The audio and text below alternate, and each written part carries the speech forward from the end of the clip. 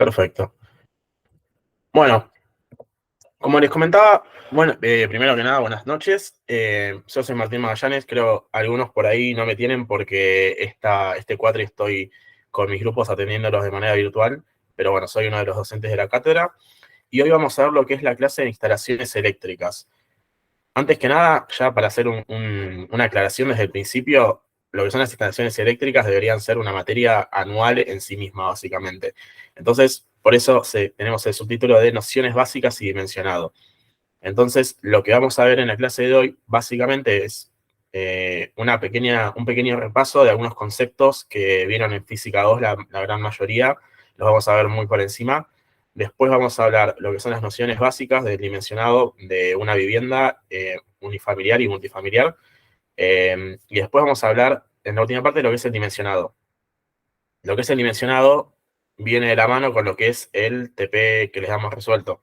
Así como un TP de incendio y de gas, también hay uno de instalaciones eléctricas, ya está resuelto. Y en lo que es la última parte de la presentación, lo vamos a ver un poco por encima, como para que puedan entender qué es lo que se está haciendo, más o menos. Tampoco es complicado, y la semana siguiente van a tener el martes lo que es el parcialito con sus docentes en la mesa, como viene siendo hasta ahora.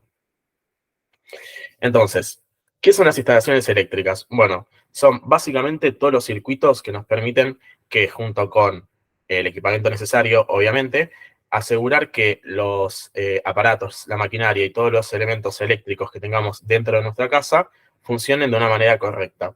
En particular, los que vamos a ver hoy son los de baja tensión.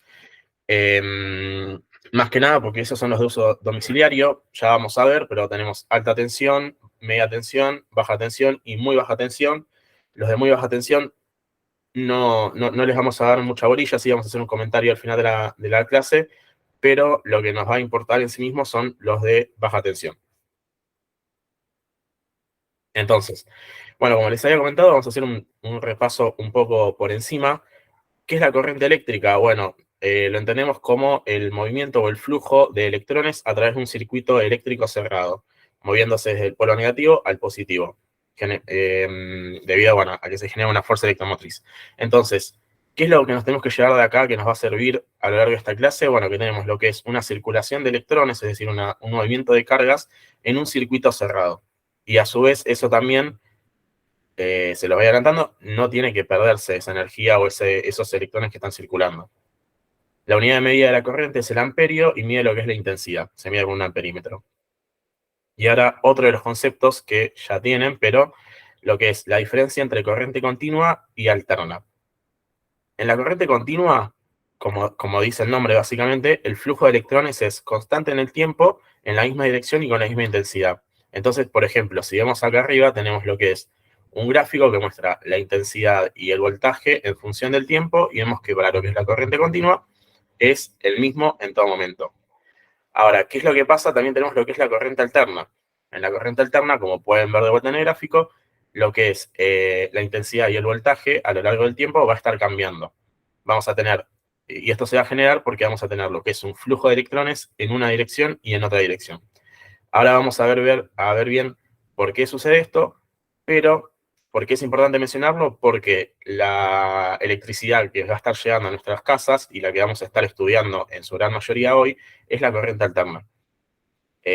¿Por qué? Porque tiene una gran ventaja frente a la continua, y es que permite el transporte en grandes distancias.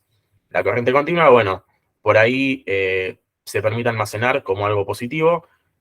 Puede llegar a ser, si alguno lo piensa ver, las dos son muy peligrosas, no tenemos que tocarlas en ningún momento, pero sí podría llegarse a decir que la corriente continua es un poco menos peligrosa que la alterna, al contrario de lo que se piensa.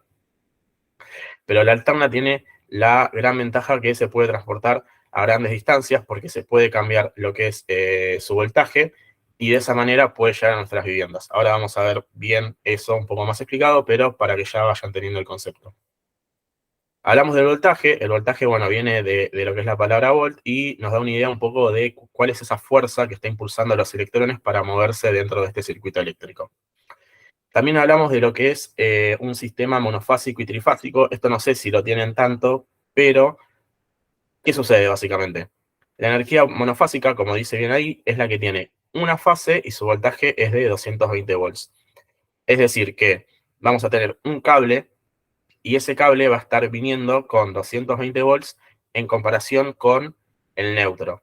¿Por qué? Porque si volvemos un poco para atrás, cuando hablamos de la corriente eléctrica, dijimos que para que se produzca la corriente tiene que haber un flujo de electrones en un circuito cerrado. Entonces, lo que es la fase va a ser la que va a estar trayendo la electricidad y con el neutro, que en teoría no debería tener nada, va a estar generando lo que es el circuito cerrado y como el voltaje de la fase tiene 220 volts y el neutro tiene 0, ahí se está generando lo que es el circuito y el movimiento de electrones. ¿Cuál es la diferencia con la energía trifásica? Bueno, que básicamente la energía trifásica, en vez de venir un solo cable, vienen 3 cables, denominados fase 1, fase 2, fase 3, RST, línea 1, línea 2 o línea 3. Y bueno, de vuelta, lo que se tiene que cumplir es que la diferencia de estas fases con el neutro siempre va a ser de 220 volts, pero la diferencia de voltaje entre ellas mismas, como comentario, es de 380 volts. Ahora, ¿qué usamos nosotros en nuestras casas? Bueno, depende. En general, la mayoría de los elementos pueden ser suministrados con energía monofásica. Pueden funcionar con energía monofásica suministrada. Pero hay algunos elementos, como por ejemplo los motores o los aires acondicionados o los ascensores en edificios, que funcionan con motores. Entonces, estos motores, ¿qué es lo que pasa? Como ya dijimos, como mostramos en este gráfico de acá arriba, la energía alterna lo que hace es subir y bajar. En todo momento está modificando lo que es la intensidad y la potencia. Entonces, y el voltaje. Entonces, en el caso de que estemos, nosotros esto no nos damos cuenta al ojo humano porque en general tenemos en 50 o 60 Hz por segundo, que son 60 ciclos por segundo, entonces no llegamos a darnos cuenta que sucede 60 veces esto en un segundo, pero los motores sí. Entonces, si conectamos el motor a lo que es la energía monofásica, al ir y subir y bajar, al tener estos picos y valles, el motor se va a estar desgastando. Entonces, ahí es donde aparece la energía trifásica y lo que son los ciclos de cada una de las 3 fases se va a estar compensando. Entonces, cuando una empiece a bajar, la otra va a subir, la otra va a subir, la otra va a subir, la otra va a subir. Entonces, el motor en ningún momento va a tener como ese valor cero, sino que siempre va a tratar de estar lo más continuo posible. Entonces, de esa manera disminuimos lo que es el desgaste, disminuimos lo que es la fatiga y alargamos lo que es la vida útil. Entonces, en las viviendas, básicamente, lo que se tiene es un suministro monofásico y para algunos aparatos especiales, lo que es trifásico. ¿Cómo se hace eso? No se preocupen, después lo vamos a ver bien cómo es que se desarrollan estos circuitos en una vivienda, pero quédense por ahora con este concepto. Por último, lo que es la potencia del sistema, bueno, ya sabemos es U por I, ahora también va a ser más importante adelante, así que vale la pena remarcarlo. Bueno, de todo esto, más o menos se le acordaban alguna duda particular, algo nuevo que no hayan entendido.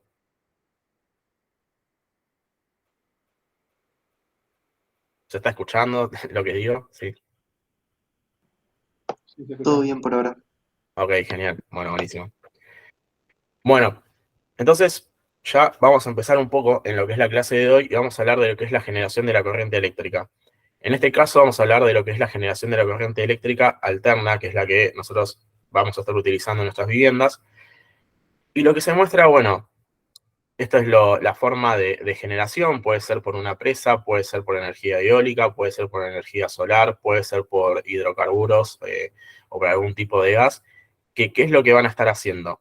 Estos elementos van a estar generando una fuerza que, si vemos la imagen de acá abajo a la izquierda, esa fuerza va a estar moviendo lo que es esta espira. Esta espira metálica es un conductor, y si todos nos acordamos de lo que pasaba en Física 2, cuando metíamos un conductor y un imán y se producía un movimiento relativo, se inducía lo que era una corriente eléctrica.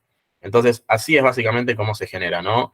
Lo que, ya sea el viento, o alguno de los hidrocarburos, o el agua, va a estar moviendo esta espira, y en una posición inicial no va a tener no le va a estar atravesando ninguna fuerza, pero a medida que vaya girando, la van a estar atravesando las fuerzas en distintos grados de intensidades, y así es como se generan estos ciclos de la corriente. Para poder transportarla, habíamos dicho que la necesitábamos, estaba bueno la corriente alterna porque nos permitía estas transformaciones. Entonces, como pueden ver en este ciclo, que es simplemente esquemático, no es que exactamente son estos valores y exactamente tenés estas estaciones de transformación, esta cantidad de estaciones de transformación, pero sí tenemos lo que es una generación, vamos a estar transportando a alta tensión, vamos a ir a una subestación donde va a pasar a media tensión, y la media tensión, en el caso de que sean, por ejemplo, hospitales, shoppings o algún edificio que sea muy grande, puede llegar a ser que se le suministre directamente media tensión. En el caso de las viviendas o edificios normales, comunes, que no necesitan tanta corriente eléctrica, se le suministra lo que es la baja tensión. Entonces, ¿qué es lo que puede pasar? Que de la media tensión lleguemos a uno de estos locales como un shopping, un hospital o algún lugar grande que necesite gran tensión, y se le dé lo que es la media tensión, y dentro del edificio, obviamente lo que es el ente regulador de la electricidad le paga el espacio, pero bueno, la sala de transformación va a estar dentro del terreno o dentro del espacio del edificio, y ahí se transforma a baja tensión y de ahí sale para el resto de los locales. Esos son algunos casos particulares. En general, hay una estación transformadora de media tensión a baja tensión, y esa baja tensión es la que directamente llega a nuestros hogares a 380 y 220 volts. La media tensión está entre 33 y 13,2 kilovolts, y la alta tensión está entre 500, 300 y 220 kilovolts. Les damos básicamente distintos rangos porque hay muchos valores, depende de la norma, depende del país, depende del lugar donde estés y de lo que vayas a considerar. Tenés como distintos valores de cuáles son la media y la alta y la baja tensión, pero bueno, más o menos se dan una idea de cuáles son estos valores. Obviamente, hay países, en general en Europa, ahora se está tratando hay algunos países que están trabajando con incluso 600 kilovolts, que es un montón, pero bueno, lo que pasa con eso ya es que, además de transformar lo que es la electricidad, hay un problema con lo que es el entorno, ¿no? Ya directamente el entorno cerca del cable ya empieza a sufrir algún tipo de transformación, entonces es peligroso ya de por sí, entonces tratemos de limitarnos ahí hasta 500 kilovolts. Ahora, ¿por qué entonces? Ahora sí vamos a hablar de por qué sucede esto que decimos que la energía, la corriente alterna es mejor que la continua porque permite estos cambios dentro de los transformadores. Bueno, imaginémonos que tenemos que llevar, como dice acá, acuérdense la fórmula de potencia V por I, ¿no? Entonces, ¿qué es lo que tenemos que llevar? Tenemos que llevar una determinada potencia. Imagínense, tenemos 10 casas, cada una le tenemos que llevar 10 watts, tenemos que llevar 100 watts de potencia. Eso está fijo, porque eso es lo que tenemos que llevar a los hogares, entonces no lo podemos modificar. ¿Cómo podemos llevar 100 watts de potencia a los hogares? Bueno, si vemos la fórmula es V por I, no es muy complicado. Podemos buscar algún punto intermedio, o podría ser, por ejemplo, que sean 100 amperes por 1 watt, o pueden ser 100 watt por 1 ampere. ¿Qué es lo que conviene? ¿Cuál es el que conviene que sea más grande y cuál conviene que sea más chico? Bueno, ahí es donde aparece el tema de las pérdidas. Entonces, dejemos ahí en un costado un segundo lo que es la fórmula de la potencia y vayamos al de las pérdidas. Las pérdidas nos dice que es igual a la resistencia por la corriente al cuadrado. ¿Y a qué es igual la resistencia? Bueno, acá tenemos la fórmula. La resistencia es igual a un factor phi, que esto va a depender básicamente del elemento que esté transportando de las características del elemento del metal que esté transportando la electricidad del conductor. Puede ser aluminio o cobre, en general se han demostrado que son los más eficientes, pero es un valor fijo, ese no lo podemos modificar. Después, después nos dice que también depende de lo que es la longitud. La longitud es un valor fijo también, o sea, nosotros no podemos decir que tenemos que llevarlo a un determinado lugar y ese determinado lugar está a determinada cantidad de kilómetros y son esos kilómetros, no los podemos reducir porque tenemos que llegar a esa casa. Entonces, tanto phi como L no los podemos tocar.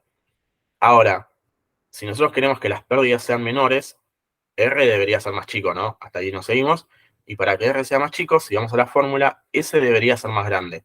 Entonces, S es la sección del cable, es la sección transversal del cable, y podríamos llegar a hacer que S sea más grande. Pero ¿qué es lo que pasa? Cuando nosotros ya nos vamos a alta tensión, vamos a tener ya ya de por sí tenemos cables muy grandes, y si todavía queremos agrandar más los cables para que las pérdidas sean los más chicas posibles, vamos a estar, primero va a ser muy complicado, va a ser muy pesado y va a ser muy antieconómica.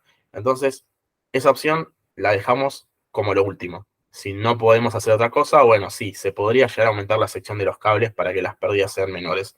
Pero por ahora, por un tema económico y por un tema ya de mantenimiento y de operabilidad, decimos que es bastante complicado. Ahora, ¿cuál es el otro término de las pérdidas? La corriente. Y encima está al cuadrado. Entonces, obviamente tiene un peso más importante que la parte de la resistencia, por lo que podríamos deducir que si nosotros queremos que las pérdidas sean lo menor posibles, vamos a tratar de que la corriente sea lo menor posible. Hasta ahí me siguen. Entonces, ahora sí, volvemos a la fórmula de la potencia. La potencia teníamos que llegar a una determinada cantidad, que por ejemplo es 100. Y eso es igual a B por I. Pero ahora ya sabemos nosotros que por un tema de pérdidas, I tiene que estar lo más chiquita posible. Entonces, ¿qué es lo que pasa ahí? Que B tiene que ser lo más grande posible. Entonces, ahí es donde aparece el tema de por qué usamos alta tensión, porque la alta tensión nos permite transportar las corrientes eléctricas con la menor cantidad de pérdidas posibles a muy largas distancias. Entonces, además de eso, nos permite lo que es la transformación en estos centros, subestaciones de transporte, de transformación, y de esa manera puede llegar a nuestros hogares lo que son la baja tensión y permitir que todo funcione de manera correcta. Más o menos entendido, bueno. Ahí también hablamos de lo que es el efecto Joule, que bueno, que es este choque entre los electrones, que es el que genera las pérdidas y por qué tenemos que hacer que la corriente sea lo más chiquita posible. Entonces, resumiendo, básicamente, nosotros tenemos que llegar a una determinada potencia a las casas. La potencia es igual a B por I. Por un tema de pérdidas queremos que I sea lo más chiquita posible. Entonces, para eso B tiene que ser lo más grande posible. ¿Qué es lo que cuál es la facilidad, qué es la gran ventaja de la corriente alterna? Bueno, que nos permite tener una B muy alta e ir transformándola a través de distintos transformadores para que llegue a nuestros hogares una potencia aceptable para que funcionen los distintos elementos, básicamente. Entonces, bueno, ya dijimos, hablamos un poquito de lo que es la generación. Ahora, ¿cómo es la distribución? Bueno, esto lo deben saber, la distribución puede ser aérea o subterránea. En general, en los que son las zonas más densamente pobladas, se trata de que sea subterránea. En las partes que son un poco no tan pobladas, se trata de que la red sea aérea. Ambas permiten transportar lo que es baja tensión o media tensión, y ambas tienen diferentes características. Por ejemplo, cuando hablamos de la red aérea de baja tensión, ya dijimos, zonas poco pobladas, las columnas, los postes que solemos conocer nosotros pueden ser de madera, de hormigón o metálicas. Se utilizan cables preensamblados con una aislación XLP, es decir, lo que los recubre es un material que se llama XLP, que bueno, que es un muy buen aislante y que seguramente si llegan a trabajar con esto lo van a escuchar porque es el que más se utiliza en el mercado. Y los conductores pueden estar protegidos o desnudos en el caso de que sea baja tensión en una zona poco poblada. Cuando ya pasamos a media tensión, lo importante es que bueno, los conductores tienen que tener algún tipo de aislación. Cuando hablamos eso con la red aérea. Ahora, cuando hablamos de la red subterránea, que es esta, bueno, podría llegar, transporta lo que son baja tensión en zonas densamente pobladas, como ya dijimos. Se utilizan lo que son cables preensamblados y los conductores deben estar protegidos sí o sí. La media tensión, bueno, se utilizan en general lo que son zanjas, y estas zanjas, además de la protección propia que tienen los cables, deben tener alguna protección para que no se produzca ningún tipo de daño mecánico sobre los cables. Es lo que más se suele utilizar en las zonas urbanas. Y en general, bueno, cuando hay que hacer algún cruce sobre alguna ruta, por ejemplo, algún arroyo, lo que sea, siempre hay que revestir a estos caños con lo que es en general una vaina de PVC que la protege todavía más para aislarla y además que no sufra ningún daño que no queremos que sufra. Acá tenemos lo que son las imágenes de estos tipos de distribuciones, la red aérea, la red subterránea, y acá también tenemos lo que es, ¿se acuerdan que les había comentado que algunos edificios o algunos lugares muy grandes, como hospitales o shoppings o edificios muy grandes, les llega lo que es la electricidad de ellos mismos y se produce lo que es la transformación de media tensión a baja tensión en ellos, porque ellos se quedan con la media tensión y aprovechan y transforman la baja tensión y después eso se distribuye al resto de las manzanas. Bueno, es algo parecido a esto, lo que pueden llegar a encontrar. No es exactamente eso, pero bueno. Entonces, ya hablamos de lo que es la generación, ya hablamos de lo que es el transporte, así que ya llegamos a lo que es el edificio, básicamente. Ahora, ¿qué elementos tenemos básicamente en la instalación eléctrica de un edificio? Bueno, veamos lo que es la imagen. En particular, acá encontramos lo que es una red subterránea de media tensión. Viene por acá, llegan los cables. Acá tenemos lo que es una sala de transformación. En esta sala de transformación, como ya les comenté, de vuelta, ¿qué hacemos? Pasamos de media tensión a baja tensión. Sale ya con la línea azul a baja tensión. Y nos encontramos con el primer elemento, lo que es una caja general de protección. Lo que podemos ver en la imagen que está azul, ya lo vamos a hablar, pero es responsabilidad de la empresa. Es decir, nosotros como usuarios no podemos tocar o no nos podemos meter en lo que es, estos son estos elementos que conforman tanto lo que es la caja general de protección como los medidores. Después, todo lo que está en rojo sí forma parte de la instalación que el usuario podría llegar a acceder y ahí sí nos incumbe y lo tenemos que tener en cuenta.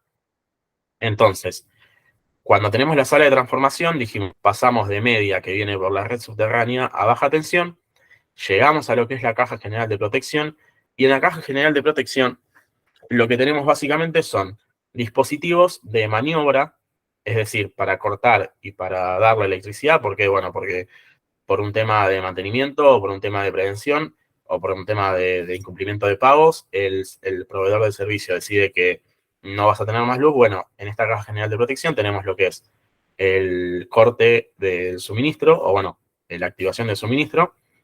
Y además de eso, tenemos lo que es las medidas de protección. Las medidas de protección nosotros le vamos a hacer mucho énfasis en la clase de hoy, pero bueno, suelen estar ubicadas las primeras medidas de protección en lo que es esta caja general. Y de ahí también, bueno, caja general de protección, su nombre, porque también tenemos parte de lo que va a proteger tanto al equipo como a las personas en nuestra instalación eléctrica. Seguimos, salimos de la caja general de protección y llegamos a lo que son los medidores. Los medidores, creo que todos se imaginan, no saben lo que son, pero bueno, son estos elementos que van a medir mes a mes cuánto vamos a gastar nosotros cuánto vamos a consumir de electricidad y, bueno, la empresa después nos cobrará en función de eso. De cada uno de los medidores van a estar saliendo lo que son las distintas montantes. Estas montantes tienen perdón. Estas montantes van a estar directamente llevando lo que son los cables, son muy parecidas, a veces, a veces no se llevan con vanos, en vanos, muy parecida a lo que habíamos visto en cloacal, en agua, en pluvial. Obviamente tienen que estar aisladas de estos elementos porque no queremos que se mojen, tienen que tener sus propios vanos o ir por lugares en donde no estén en contacto con las otras instalaciones. Pero bueno, subimos y llegamos a lo que son los tableros seccionales general, que son estos TSG. En general se tiene lo que es un tablero seccional general por piso, en el caso de que estemos hablando de edificios, ¿no? Y de ese tablero seccional, a su vez, va a salir lo que es un tablero terminal o un tablero seccional para cada una de las viviendas. Porque obviamente no es lo mismo la vivienda final que todo el piso. Cada uno, es decir, a medida que nos vamos metiendo más dentro de los locales, vamos a tener distintos circuitos. Entonces, como podemos ver, acá tenemos lo que es el tablero seccional y tenemos lo que es un circuito de iluminación. Ya para que se vayan familiarizando, tenemos lo que es un circuito de iluminación, un circuito de toma corrientes y un circuito terminal que puede llegar a ser para algún uso especial. Entonces, resumiendo básicamente qué es lo que tenemos en un edificio, bueno, vamos a tener diferentes tableros eléctricos, que su función básicamente, ahora lo vamos a ver, pero bueno, van a ser las de maniobra y de protección. Vamos a tener lo que son las canalizaciones eléctricas, que es por donde van a estar yendo los conductores o los cables eléctricos, los conductores y los cables eléctricos propiamente dicho, que van a ser los que transportan la electricidad. Las protecciones, que como dijimos son el alma de nuestra instalación, para que funcione bien y para proteger tanto a las personas como a los equipos, porque ya dijimos que es una instalación muy peligrosa y hay que tener mucho cuidado. Y por último, los componentes terminales, que obviamente son la televisión, no sé, la luz, las cajas, las bocas, todo. Bueno, esto es lo que se forma.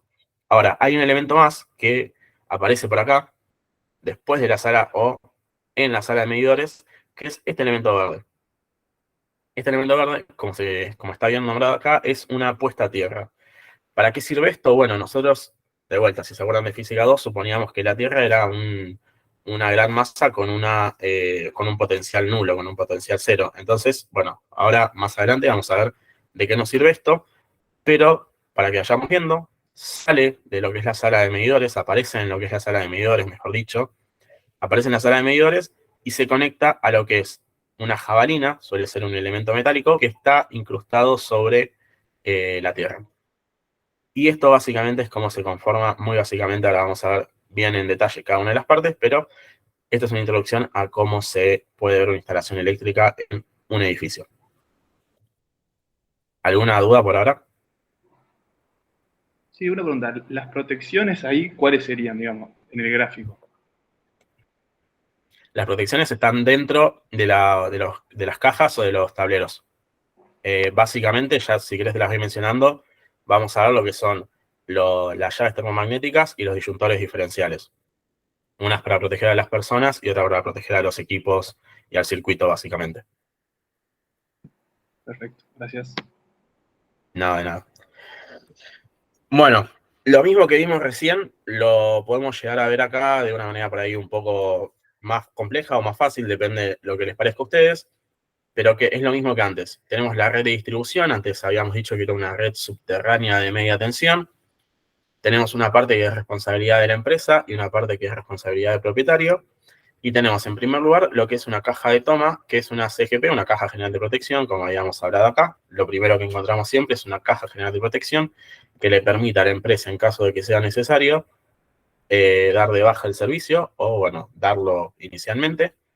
Tenemos los medidores, que como ya dijimos, miden el uso, el gasto eléctrico mes a mes. Y ahí se termina lo que es la responsabilidad de la compañía. Y después pasamos a lo que es el tablero principal, que puede ser por ejemplo, un tablero que esté en cada uno de los pisos, por ejemplo. Y después pasamos a un tablero seccional general, que puede ser el que esté en cada una de las viviendas. Y después un tablero seccional, porque puede ser que dentro mismo de las viviendas, si llegan a ser muy grandes, podemos tener distintos tableros para distintos circuitos. Acá lo que vemos, bueno, es cómo está llegando, por ejemplo, en esta imagen se ve muy bien, lo que es una corriente trifásica. Tenemos el neutro, tenemos la línea 1, la línea 2 y la línea 3. Van a estar llegando con una corriente muy alta, por eso acá vemos que la persona que va a estar manipulándolos tiene una protección importante para poder sacarlos o manipularlos en el caso de que sea necesario. Bueno, los medidores. Los medidores básicamente, de vuelta, es un concepto que creo que todos podemos ver. Pero bueno, dependiendo de lo que es la superficie del edificio o de la potencia requerida, vamos a saber si necesitamos o no un local especial para ellos y obviamente la cantidad va a depender de la cantidad de usuarios que vayan a estar utilizando el servicio. Entonces, una vez que ya sabemos más o menos en función de la superficie y de la potencia que vamos a usar y de la cantidad de usuarios que van a usar el servicio, cuántos medidores vamos a tener, lo que la norma nos dice es, bueno, si solamente necesitan 4 medidores, los pueden ubicar sobre la línea oficial. Es decir, se pueden llegar a ver en la línea oficial. En general, como pueden ver acá, están muy cerca de las bajadas. Y están ahí, obviamente, están en una caja en general transparente que se puede ver para adentro, pero que nosotros no deberíamos poder manipular. Eso es potestad de la empresa. Si tenemos entre 4 y 12 medidores, en ese caso se pueden ubicar sobre pasillos de acceso al edificio. Es decir, no necesitamos una sala particular para estos medidores, pero sí tienen que estar adentro. Entonces, por ejemplo, se podrían ubicar en los pasillos de acceso. ¿Por qué en los pasillos de acceso? Porque tiene que venir gente de la empresa ajena al edificio a medirlos. Entonces, bueno, la idea es que lo hagan lo más fácil posible y en los accesos es lo más fácil. En el caso de que tengamos más de 12 medidores, ahí es donde aparece el problema porque se va a necesitar lo que es una sala particular simplemente para los medidores. Y esa sala particular simplemente para los medidores tiene que cumplir determinadas normas para que sea habilitada. Entonces, esto obviamente te come lo que es espacio en la planta de tu edificio. Y además, tenés que cumplir que esté ubicado en un lugar seco. Obviamente estamos trabajando con electricidad, no queremos que sea un lugar húmedo, con temperatura normal. ¿Por qué? Porque se puede llegar a sobrecalentar y si encima de eso le sumamos lo que es la temperatura del ambiente, puede llegar a ser un problema. Y de fácil acceso, como ya dijimos, para poder ser medidos. Tiene que estar alejado del resto de las instalaciones por un tema de seguridad, eso creo que es lógico. Tiene que estar en áreas comunes para que sea fácil el acceso. La puerta de acceso, esto creo que ya lo vieron en incendio, pero bueno, es muy parecido a algunas de las normativas que piden por incendio, y esta en particular obviamente es por eso. Tiene que tener lo que es una puerta resistente al fuego, de doble contacto y que se abra para afuera. Tiene que haber un espacio libre de 1 metro entre los medidores, eso es para que las personas que vayan a medir lo hagan de una manera cómoda, es decir, tengan un espacio para medir, no estén pegados ni agachados ni haciendo, no sé, haciendo algún tipo de contorsión para poder ver cuánto gastó el usuario en ese mes. Y ¿qué es lo que pasa en particular con esto? Que obviamente esto trae como consecuencia que necesitemos más espacio. Tiene que estar iluminado con iluminación artificial de 200 lux a medio a 1 metro del nivel del piso. 200 lux es una medida de iluminación que depende de un montón de cosas, por ejemplo, de la pintura, de la altura, del tipo de iluminación que se le vaya a utilizar. No nos vamos a meter en eso, pero sepan que se necesita este tipo de iluminación. Y vamos a tener medidores para servicios generales. ¿Por qué? Porque ya hablamos recién de que había algunos elementos, como por ejemplo los ascensores o algunos elementos con motores, que iban a necesitar iban a necesitar lo que era una corriente trifásica. Entonces, bueno, lo que son los medidores de la trifásica y de las monofásicas van a ser distintos. Por eso hablamos de lo que son los medidores de los servicios generales y de las unidades locatarias. Entonces, ya hablamos de lo que son las cajas de tomas. En las cajas de tomas tenemos los elementos para dar o cortar los servicios, los de protección también. Hablamos de los medidores. En el caso de que sea necesario, hay que hacer una sala de medición. Y ahora pasamos a lo que más nos incumbe a nosotros como usuarios, que son los distintos tableros y los distintos circuitos para llegar y suministrar todo lo que es este servicio eléctrico a los usuarios. Entonces, de vuelta, ¿cuáles son los componentes? Ya los mencionamos. Y hablamos un poco, empezamos a hablar de lo que son los tableros eléctricos. Tableros generales o seccionales se encuentran en una caja o en un gabinete. Tienen el interruptor principal de corte de la instalación. Y además, sus funciones son, como ya dijimos, de maniobra y de protección. La de maniobra para puesta en servicio o corte de servicio. Y la protección, como también puede ser el interruptor termomagnético o el disyuntor diferencial. ¿Cuál es la diferencia entre estos? Bueno, el interruptor termomagnético básicamente sirve para proteger lo que es el circuito. Este es un concepto que lo van a escuchar mucho en la clase de hoy. En cambio, el disyuntor diferencial sirve para proteger a las personas. Entonces, por ejemplo, acá vemos la imagen de un tablero eléctrico. ¿Qué es lo que tenemos? En primer lugar, ¿por qué? Porque, a ver, no sé si puedo dejar con esto. Bueno, sí. Por acá va a estar llegando a lo que es la fase 1. Esta va a estar viniendo desde el suministro eléctrico, ¿no? En esta fase, y se va a conectar, y este es el neutro.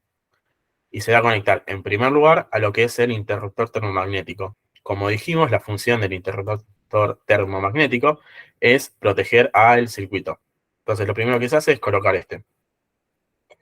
Después tenemos lo que es el disyuntor diferencial. El disyuntor diferencial sirve para proteger a las personas.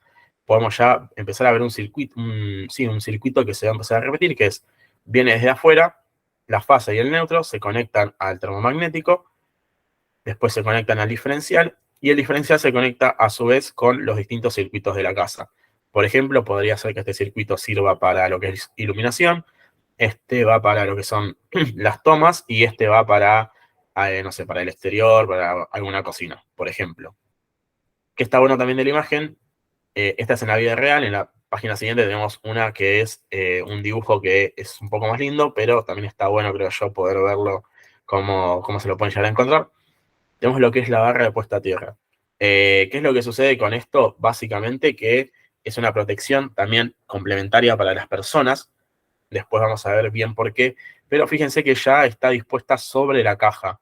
Y además, lo que es, tiene un color verde y amarillo.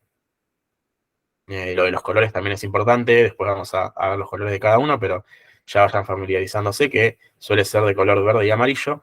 Y vemos que se mete en cada uno de los 3 circuitos que salen de nuestro tablero principal.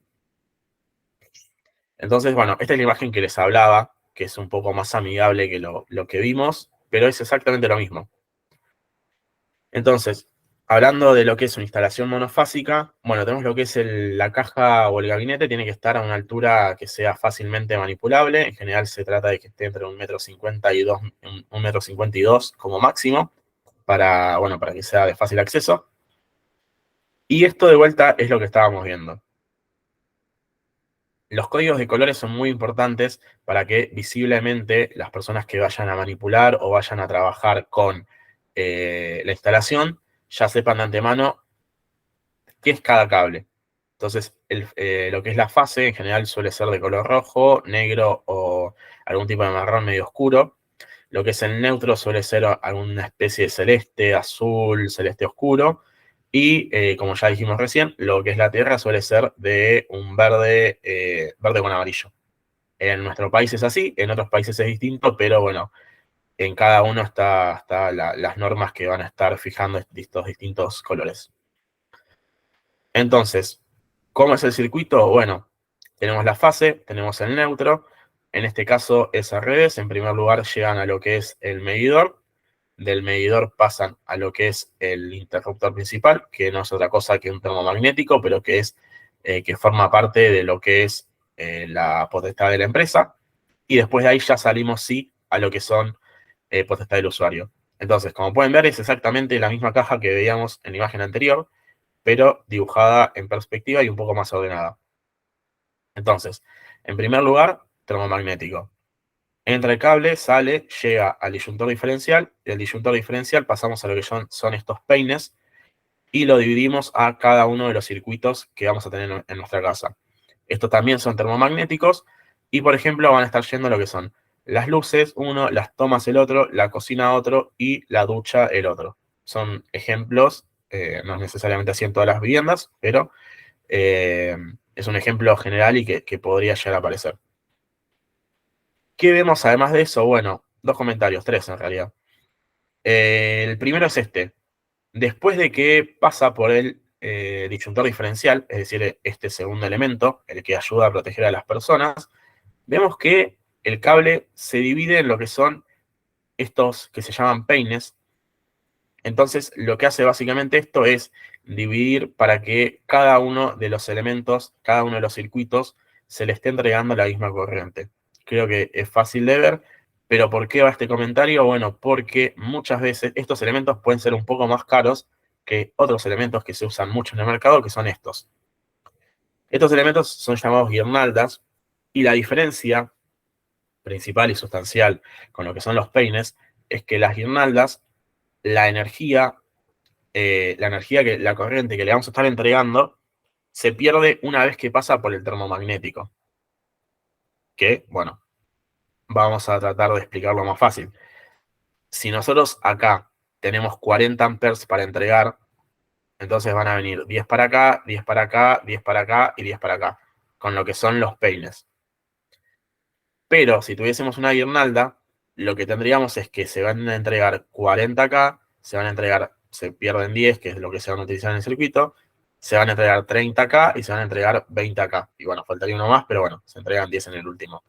Entonces, ¿qué es lo que puede pasar? Bueno, estos elementos, tanto los elementos de protección como los circuitos, van a estar dimensionados para una determinada corriente y si se llega a superar esa, puede llegar a ser un peligro. Entonces, utilizar estos elementos es muy peligroso y es muy recomendable utilizar estos peines que pueden llegar a ser un poco más caros, pero distribuyen la electricidad de manera uniforme entre los distintos circuitos y de esa manera nos ahorramos un peligro que puede llegar a suceder en un posible futuro. ¿Qué otro comentario podemos ver? Bueno, lo que es la posición de los cables. Como pueden ver, tanto en el disyuntor, como en el termomagnético, el cable viene por arriba y sale por abajo.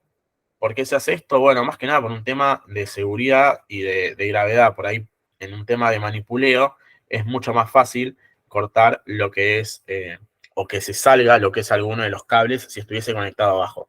Entonces, por experiencia, lo que se trata de hacer, no implica que no puedan llegar a ver esto, pero por experiencia lo que se trata de hacer es que los cables se conecten por la parte de arriba del elemento y salgan por la parte de abajo.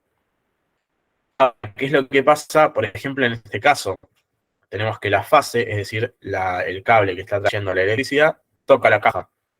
Entonces la caja está cargada y si nosotros como usuarios en algún momento la queremos tocar, nos va a dar una patada, en el mejor de los casos, y bueno, es muy peligroso. Entonces, ahí es donde ya aparece lo que es la puesta a tierra, que ya lo habíamos mencionado antes, que también estaba acá. Pero bueno, al ponerse esta puesta a tierra en la caja, se va a estar conectando a lo que es el potencial de la Tierra y va a estar, ahora lo vamos a ver bien un poco mejor, pero va a estar salvándonos de que se produzca esta patada o esta corriente que nos llegue a nuestro cuerpo y ya directamente se disipe en la masa, en la Tierra.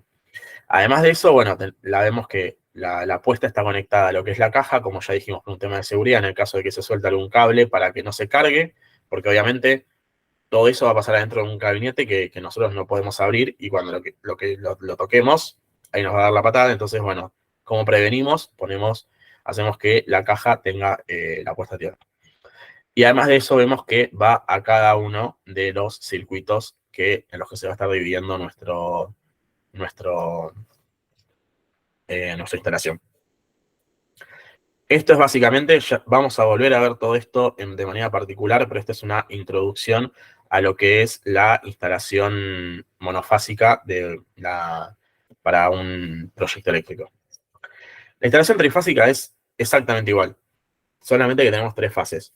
Acá tenemos lo que es un dibujo, que si bien no se respetan los colores, me parece que está bueno como para verlo. Pero bueno, tenemos lo que es la red aérea, que viene a baja tensión ya, porque ya directamente viene a nuestras viviendas.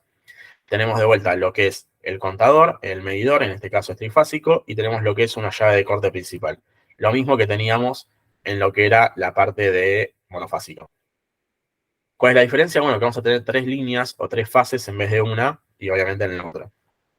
Entonces los elementos van a ser distintos, pero están cumpliendo la misma función y son el mismo elemento en función de nombre, ¿no? O sea, uno va a ser un disyuntor diferencial trifásico y el otro va a ser monofásico. Uno va a ser el interruptor termomagnético trifásico y el otro va a ser monofásico, pero la función es exactamente la misma. Entonces vamos a tener, en este caso, un interruptor termomagnético para todo el circuito, el disyuntor diferencial para todo el circuito, exactamente igual que veíamos antes, termomagnético y diferencial. Y después sí nos vamos a dividir en lo que son los distintos circuitos, tanto monofásicos como trifásicos. ¿Por qué? Porque, bueno, obviamente, en un primer momento, como ya estamos hablando de instalaciones trifásicas, del disyuntor diferencial, va a salir lo que son, por una parte, la instalación trifásica, en donde tenemos de vuelta ya el diferencial y el termomagnético para ese circuito. En este caso tenemos 2 circuitos porque estaban hablando en este caso particular de lo que era una nave industrial con máquinas. Entonces, bueno, en este caso hay 2 circuitos, pero son 2 circuitos trifásicos. Y además de eso, vamos a tener lo que son los monofásicos. ¿Por qué? Porque cada una de las 3 líneas conectadas con el neutro, a su vez generan lo que es un circuito monofásico. Entonces vamos a aprovechar y, por ejemplo, lo que es la iluminación, las tomas o la cocina, las conectamos a estos circuitos monofásicos que se generan con cada una de las líneas, línea 1, línea 2 y línea 3, conectada con el neutro. Entonces, en un tablero trifásico, muy posiblemente vamos a tener una mezcla de las dos. Por un lado, los circuitos trifásicos con las 3 líneas y el neutro actuando al mismo momento, y por otro lado, la parte monofásica, donde tenemos cada una de las líneas actuando con el neutro para generar 3 circuitos distintos. Obviamente, igual que antes, tenemos la puesta a tierra conectada a lo que es la caja para evitar que en el caso de que la abramos y haya algún cable que quedó suelto o surgió algo, nos electrocutemos. Pero bueno, a grandes rasgos es básicamente lo mismo. Tenemos una protección para el circuito, que es el termomagnético, una protección para las personas, que es el disyuntor diferencial. Tenemos la puesta a tierra por cualquier problema, y después tenemos la división, la subdivisión en cada uno de los circuitos. En el caso de la trifásica, van a aparecer circuitos trifásicos, cada uno con su disyuntor diferencial y su termomagnético, y en el caso de la monofásica, lo mismo. Acá tenemos también lo que es una imagen de cómo se puede llegar a ver en la vida real, que bueno, en los dibujos es un poco más amable, por eso se lo presentan así, pero por ejemplo se podría llegar a encontrar esto en algún edificio, como simplemente para que lo sepan. Entonces, ya vimos lo que era la generación, ya vimos el transporte, ya llegamos a la parte de lo que son los tableros eléctricos, y ahora vamos a hablar de lo que son los materiales y las canalizaciones. ¿Hasta ahora alguna pregunta?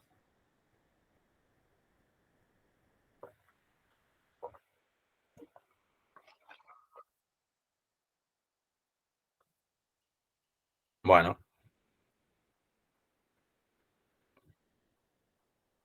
lo tomo como que no. No, no, por ahora no, Martín, va claro. Ok, genial. Bueno, llegamos a lo que son los materiales de canalizaciones y accesorios. Esto es bastante fácil de ver en comparación con lo que veníamos viendo, ¿no? Pero bueno, son los cables, son los caños que van a estar llevando por dentro de los cables. ¿Dónde pueden estar ubicadas? Bueno, en el interior o el exterior, eso no hay problema, puede ser adentro de la casa o por fuera de la casa. El montaje puede ser oculto, embutido o a la vista. Eso está bueno, que tenemos el ejemplo de Las Heras, donde se volvió a hacer una instalación eléctrica porque el original no soportaba todos los equipos y todos los elementos que se tenían ahora en la actualidad. Entonces se tuvo que volver a hacer una instalación eléctrica, y estaba la decisión de tener que romper lo que eran las paredes para pasar las cañerías, o hacerlo o dejarlos a la vista. Bueno, por un tema de cuidado y de preservar lo que es la institución, bueno, se decidió que pasen por afuera de lo que son las instalaciones, pero si no, si se hiciera de una, lo más común es dejarlas embutidas. Y los materiales pueden ser metales o plásticos. Los dos de arriba son los más comunes en general, o deberían ser los más comunes. Tenemos estos elementos de hierro negro, que suelen estar pintados con pintura epoxi.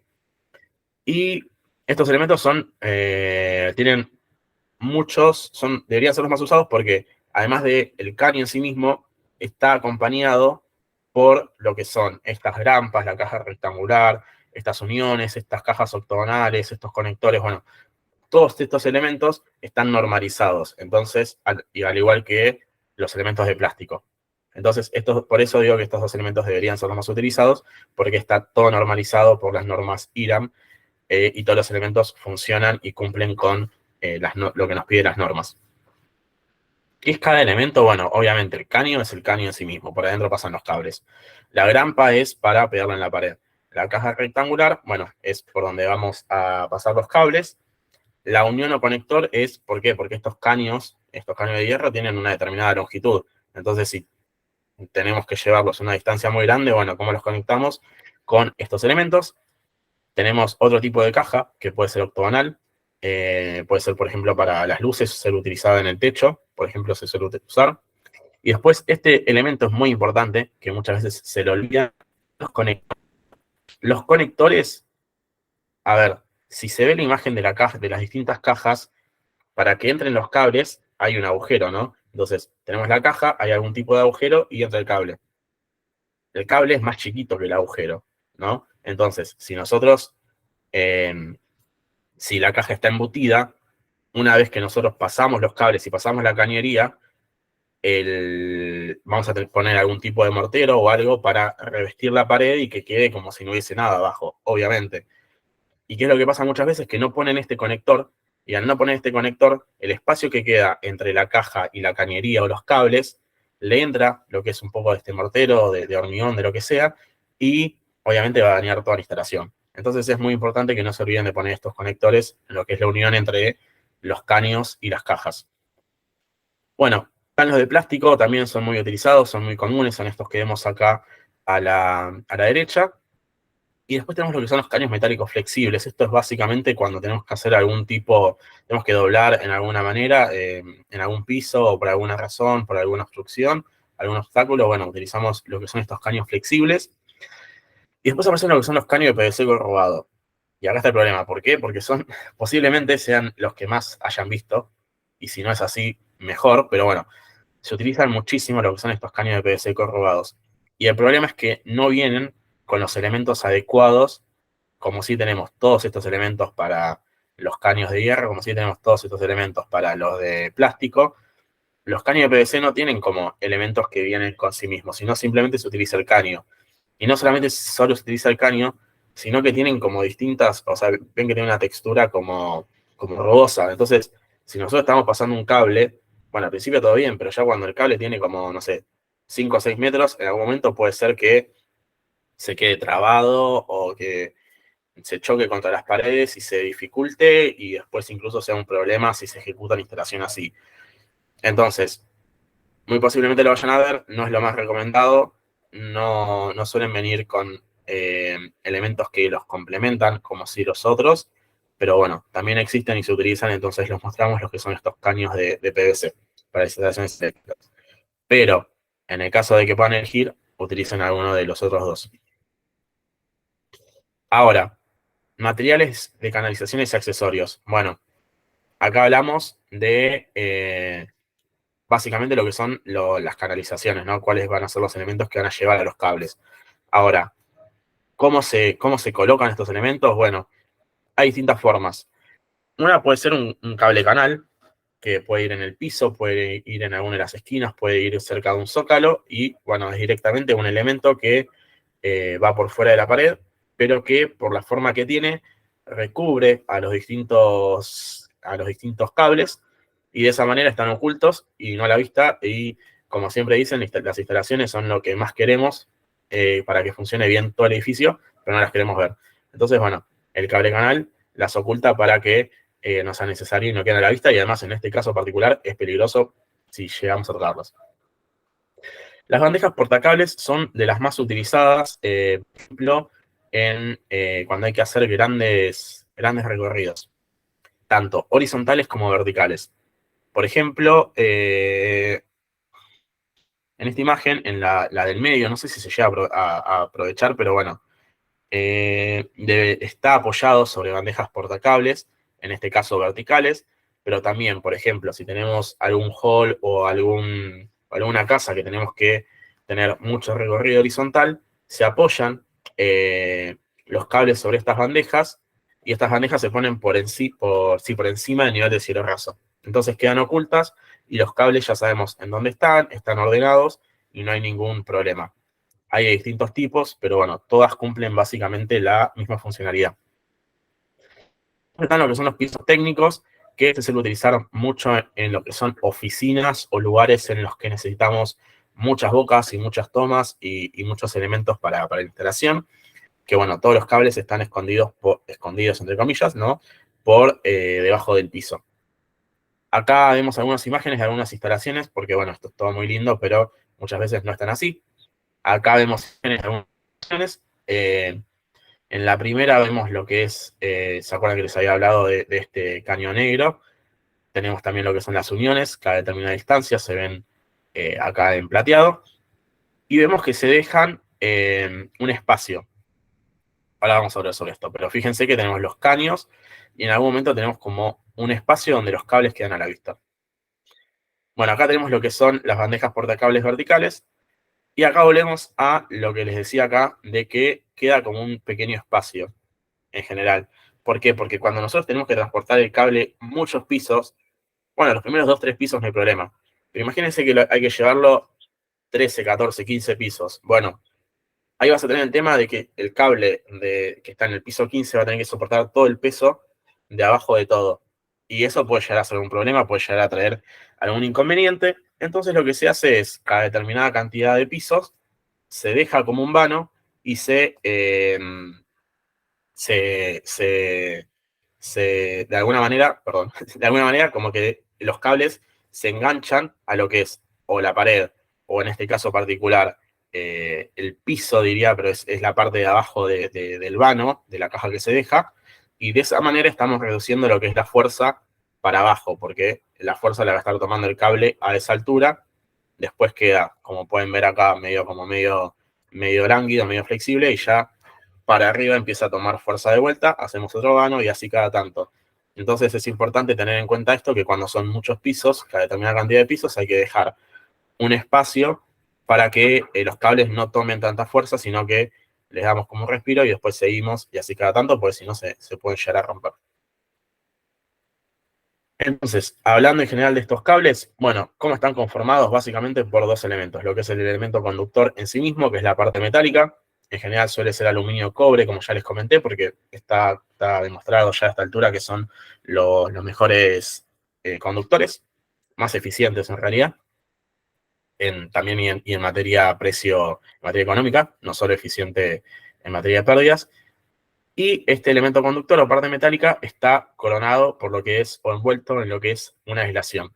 La aislación es una envoltura de un material aislante, básicamente, que tiene que soportar lo que es la tensión aplicada al conductor. Tenemos lo que son cables unipolares, cables multipolares, es decir, que dentro del mismo va más de un cable. Acá tenemos algunas imágenes de cables bastante gruesos que se utilizan. Y acá algo muy importante que es los colores de identificación. La norma establece distintos colores, ya se los había mencionado, pero básicamente para lo que son las fases, tenemos lo que es el color castaño, negro o rojo, siempre. Para el neutro, el color celeste, y para lo que es el conductor a la tierra, lo que es verde y amarillo. De vuelta, esto es para que una persona llegue a una instalación, no sabe cuál es el que lleva corriente, no sabe cuál es la puesta a tierra, no sabe cuál es el neutro, bueno, visualmente, a priori, en el caso de una urgencia, podría llegar a identificar, en función de los colores, cuál es cada uno de los cables. Muchas veces, también de vuelta, si volvemos a la realidad, muchas veces esto no se respeta, más por ahí en viviendas más chicas, pero bueno, sepan que existe una norma que regula los colores y que tienen que ser estos para nuestro país. Si vamos a otros países, las normas dan otros colores. Pero bueno, en nuestro país es esto y es importante también por un tema de seguridad y para que lo sepan y para que les quede a ustedes. Por último, para terminar un poco con el tema de los cables, acá les damos, no es para que se lo aprendan, ni mucho menos, pero sí les damos lo que es una ayuda a memoria de lo que son las distintas normas IRAM y básicamente para qué tipo de cable sirve y para qué tipo de elementos nos va a servir en el caso de que tengamos que hacer alguna instalación. Eso es para que se lo acuerden, no. Para que en algún momento, vuelvan a buscarlo, no es necesario que se lo acuerden de memoria, ni mucho menos. Entonces, ya hablamos de los cables, ya hablamos de los tableros, ahora nos toca hablar de lo que son las protecciones eléctricas, que ya dijimos que era de lo más importante de la instalación y algo en lo que vamos a hacer mucho hincapié. Entonces, las protecciones eléctricas son dispositivos tanto de maniobra como de protección. ¿Por qué? Porque permiten la maniobra, ya que permiten cortar el servicio en el caso de que haya algún problema, y de protección porque van a proteger tanto al circuito como a las personas para que no sufran ningún tipo de inconveniente. Entonces, va a haber sistema de protección propia en instalación, ya sea por sobrecargas, por cortocircuitos o contra alguna falla a tierra, y sistema de protección para las personas, para contactos directos o indirectos. En general hablamos de contacto directo cuando una persona toca un cable. Entonces, en ese momento, por ese cable, no sé, tenía algún tipo de defecto, tenía algún tipo de malfunción, no se tocó bien, algo pasó, se tocó ese cable, se electrificó la persona, eso es lo que nosotros hablamos como un contacto directo. Cuando hablamos de un contacto indirecto, hablamos de que ese cable, por ejemplo, que está dentro de la carcasa de un lavarropa, ese cable se corta por alguna razón, toca la carcasa se carga de electricidad y nosotros, desprevenidos, vamos a tocar la carcasa del lavarropas y nos electrocutamos. Eso es básicamente, creo que es bastante intuitivo, pero bueno, esa es la diferencia entre contacto directo e indirecto. Ahora, no siempre la electricidad o la corriente nos va a provocar algún desenlace fatal. Acá podemos ver un gráfico que nos muestra que, por ejemplo, de 0,1 a 0,5 miliamperes no pasa nada. Nos vamos a dar cuenta que hay algo que sentimos algo, pero no nos pasa nada. De 0,5 a 200, 300 miliamperes, más o menos, ahí ya sí, lo sentimos, no es peligroso, pero la idea es que ya pasa a ser un poco más complicado que lo primero, que no pasaba nada, era una patadita nomás. Ya pasando los 300, llegando a los 500 miliamperes hasta los 2000, bueno, ahí vamos a tener lo que es una corriente que puede llegar a provocar lo que es una fibrilación ventricular. La fibrilación ventricular básicamente es la principal causa de muerte de las personas que a causa de la instalación eléctrica. Entonces, bueno, ya a partir de los 500 miliamperes puede llegar a producirse eso, y ya cuando hablamos de más de 1000 miliamperes, ya el desenlace puede llegar a ser la muerte.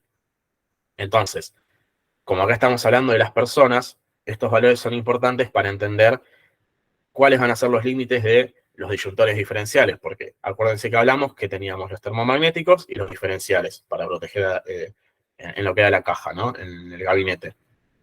Y los disyuntores diferenciales eran los encargados de proteger a las personas. Entonces, estos disyuntores diferenciales deberían tener una capacidad de corte menor a estos 300 miliamperes para que no se produzca ningún tipo de accidente o ni siquiera una fibrilación ventricular sobre los usuarios, porque les podría llegar a provocar la muerte. Entonces, ahora ya nos metemos directamente en cuáles son, ya hicimos una introducción teórica, ahora vemos cuáles son las protecciones eléctricas. Una pregunta. Sí. Ahí con respecto a la protección del disyuntor ese, la puesta a tierra, ¿qué ayuda da también, digamos, en el caso de una persona se esté... Ahora, en un par de filminas vamos a explicar cada uno, pero si querés te voy comentando. La puesta a tierra lo que hace básicamente es, ¿qué es lo que pasa cuando vos tocas un elemento que está cargado? Vos vas a estar pisando el piso, entonces vas a estar generando, el piso que estás tocando tiene 0 volts, lo que estás tocando con la mano está cargado a 220, ponele, hay una diferencia de potencial, se genera un circuito cerrado, entonces te pasa la electricidad y vos te electrocutás. ¿Qué beneficio sucede si tenemos una puesta a tierra? Bueno, que ya la puesta a tierra está puesta a 0 volts porque está conectada a la tierra, entonces no hace falta que vos toques para generar ese circuito de corriente, sino que una vez que el cable se suelta, toca la carcasa de, por ejemplo, la de ropas, como ya habíamos dicho, lo carga y lo carga, como está conectada a la puesta a tierra, ya tenemos ese 220 volts de la carcasa con los 0 volts de la tierra, se genera el circuito y no es necesario que vos lo toques para que se produzca lo que es un salto, para que salte la electricidad y no te afecte. Porque ahora lo vamos a dar de vuelta, pero si solo tuviésemos el disyuntor diferencial, para que salte el disyuntor diferencial, nosotros tendríamos que tocar el aparato. Si nosotros tenemos una puesta a tierra, no es necesario tocar el aparato, porque ya solo se genera ese circuito y nos salva de que nos dé esa patada o una electricidad que nos puede llegar a lastimar igualmente. Pero igual en un par de filminas se explica un poquito todavía más detallado, por si no te quedó demasiado claro. Sí, perfecto, gracias. Ok. Bueno, ¿cuáles son las protecciones eléctricas? En primer lugar, los fusibles. Lo más fácil, todos saben lo que son los fusibles, es generar un filamento. Ese filamento soporta una determinada cantidad de electricidad, una determinada cantidad de calor, lo supera, se corta el circuito, entonces se termina todo. Hay distintos tipos, hay de pequeñas y altas intensidades, hay rápidos o con retardo, y con alta capacidad de ruptura. ¿Qué es lo que pasa con los fusibles? Los usas una vez y no funcionan más. Entonces, cada vez que los quieras usar, los vas a tener que reponer. No suele ser muy económico, no suele ser muy útil tener fusibles, pero bueno, en algunos casos particulares sí sirve. Pero, por ejemplo, si es para una vivienda, no sería lo más recomendable. ¿Qué sí se utiliza para una vivienda? Bueno, lo que es el interruptor termomagnético, que ya venimos hablando hace bastante. De vuelta, protege la instalación. ¿Y qué es lo que tiene? Bueno, como el nombre lo dice, tiene una parte térmica y una parte magnética. ¿Por qué? Porque cuando protegemos a la instalación, la tenemos que proteger tanto de cortocircuitos como de sobrecargas. Entonces, en el caso de que haya una sobrecarga, va a aumentar demasiado lo que es la temperatura y este es una especie de corte de lo que es un disyuntor, un termomagnético, perdón. Tenemos acá, como se puede ver, la parte térmica y la parte magnética. Ya dijimos, sirve tanto para proteger la instalación de lo que son cortocircuitos o sobrecargas. ¿Cómo lo hace? Bueno, en el caso que tengamos un cortocircuito, perdón, una sobrecarga, actúa lo que es la parte térmica. En la parte térmica tenemos lo que es una chapa, tenemos dos chapas metálicas que tienen distintos coeficientes de dilatación. Entonces, en el caso de que la corriente esté funcionando normalmente, va a pasar, no pasa nada. Pero en el caso de que se produzca una sobrecarga, va a aumentar mucho la temperatura. Cuando aumente mucho la temperatura, una de las chapitas se va a dilatar y cuando se dilate la chapa, se corta el circuito. Y ahí es que salta. Y lo que es la teclita de acá al lado debería subirse porque es lo que comúnmente se dice, bueno, saltó la instalación. Eso es para proteger lo que son las sobrecargas, que en general se producen cuando enchufamos muchas cosas o más de lo que debíamos a una boca o una zapatilla o algún elemento lo sobrecargamos. Después también tenemos la protección para lo que es la parte para los cortocircuitos. En los cortocircuitos, está explicado en la próxima filmina igual, qué es lo que va a pasar básicamente, que acá tenemos lo que es una espira y va a estar generando con lo que es una intensidad de corriente normal un determinado campo. Ahora, si se produce un cortocircuito, esto va a hacer que aumente mucho la corriente, se va a modificar lo que es este campo y cuando se modifique el campo, por la fuerza que se va a generar, de vuelta va a empujar lo que es este elemento y va a saltar de vuelta el termomagnético para que se corte el circuito y nos salvemos. Se salve en realidad el circuito, la instalación. Entonces, básicamente, ¿qué es lo que es lo importante acá? Termomagnético sirve para proteger la instalación. Tiene dos partes, una parte térmica y una parte magnética. La térmica la protege de las sobrecargas. Las sobrecargas se generan por cuando sobrecargamos, cuando ponemos de más enchufes en lugares que no tienen que estar. Y la parte magnética se genera, trata de proteger lo que son los cortocircuitos. Los cortocircuitos se generan cuando se pierde la resistencia. Ahora vamos a ver igual bien qué quise decir con esto. Pero teóricamente tengan estos conceptos. Ahora, pasamos al siguiente, el disyuntor diferencial. El disyuntor diferencial protege a las personas, como ya habíamos dicho. Entonces, acá tenemos que la protección de la vida humana se consigue con la utilización de interruptores diferenciales con una sensibilidad igual o menor a 30 mA. Entonces, por ejemplo, pueden ver acá que dice 0,03 amperes o 30 mA. ¿Qué significa eso? Que en el caso de que este disyuntor diferencial está programado para saltar en el caso de que se supere esta sensibilidad, ¿no? Se supere esta corriente. ¿Cómo funciona el disyuntor diferencial? Bueno, es la parte magnética del termomagnético. Es esto que vemos acá al costadito. El disyuntor diferencial va a tener lo que es una entrada y una salida. Ahora, no sé si hay un dibujo mejor. Bueno, lo tratamos de cargar. Tenemos lo que es, acá tenemos el circuito, ¿no? Tenemos la fase, tenemos algún elemento que se está cargando y de ahí está el disyuntor diferencial. ¿Qué es lo que sucede? Bueno, el disyuntor diferencial entiende que la fase va a estar generando un campo electromagnético, ¿no? Llega al elemento, vuelve, y cuando vuelve se va a estar generando el mismo campo. Entonces, en todo momento, el disyuntor diferencial siente a que entran y que salen de él el mismo campo, o, bueno, la misma corriente, digámoslo para que sea más fácil todavía entender. El disyuntor diferencial siente en todo momento que entra a él y vuelve después a él la misma corriente. Ahora, ¿qué es lo que pasa si nosotros tocamos, por ejemplo, un elemento? Vamos a volver al ejemplo de siempre, al lavarropas. Tocamos el lavarropas, parte de esa corriente va a venir a pasar por nosotros. Y al pasar por nosotros, la corriente que vuelve al disyuntor diferencial no va a ser la misma que salió.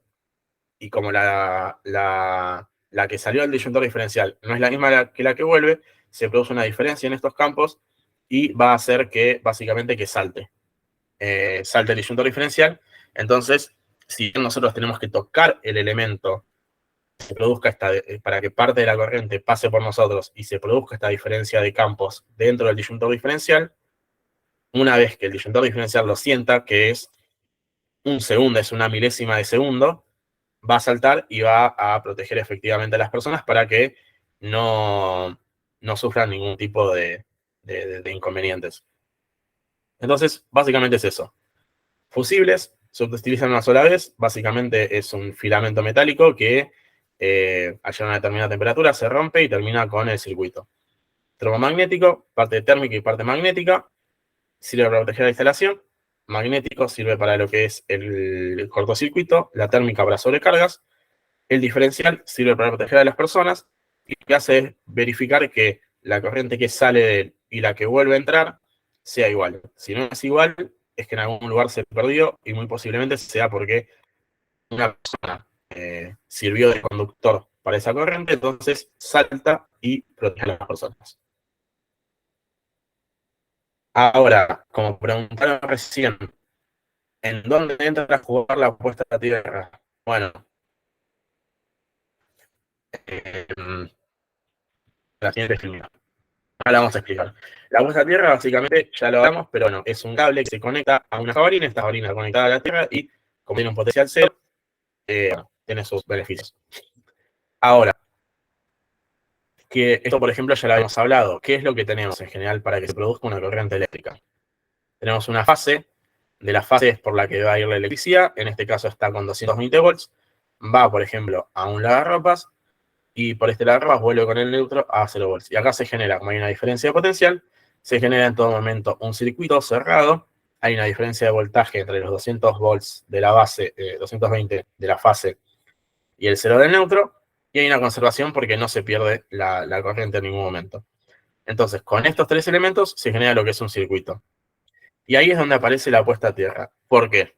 Bueno, vamos a ver qué situaciones pueden llegar a pasar. Esta es la situación ideal. Imagínense que esto es, usando un poco la imaginación, es el transformador o el elemento que llega al... ¿Puede ser que alguien haya hablado o no sé qué fue eso? Bueno, no importa. Esto es lo que le está dando suministro a nuestra casa. Sale la fase, llega al medidor con el interruptor diferencial potestad de la empresa y después llega a el termomagnético y el disyuntor diferencial nuestro. De ahí sale a los distintos circuitos, por ejemplo, a lo que es el lavarropas y este lavarropas se conecta a lo que es una toma.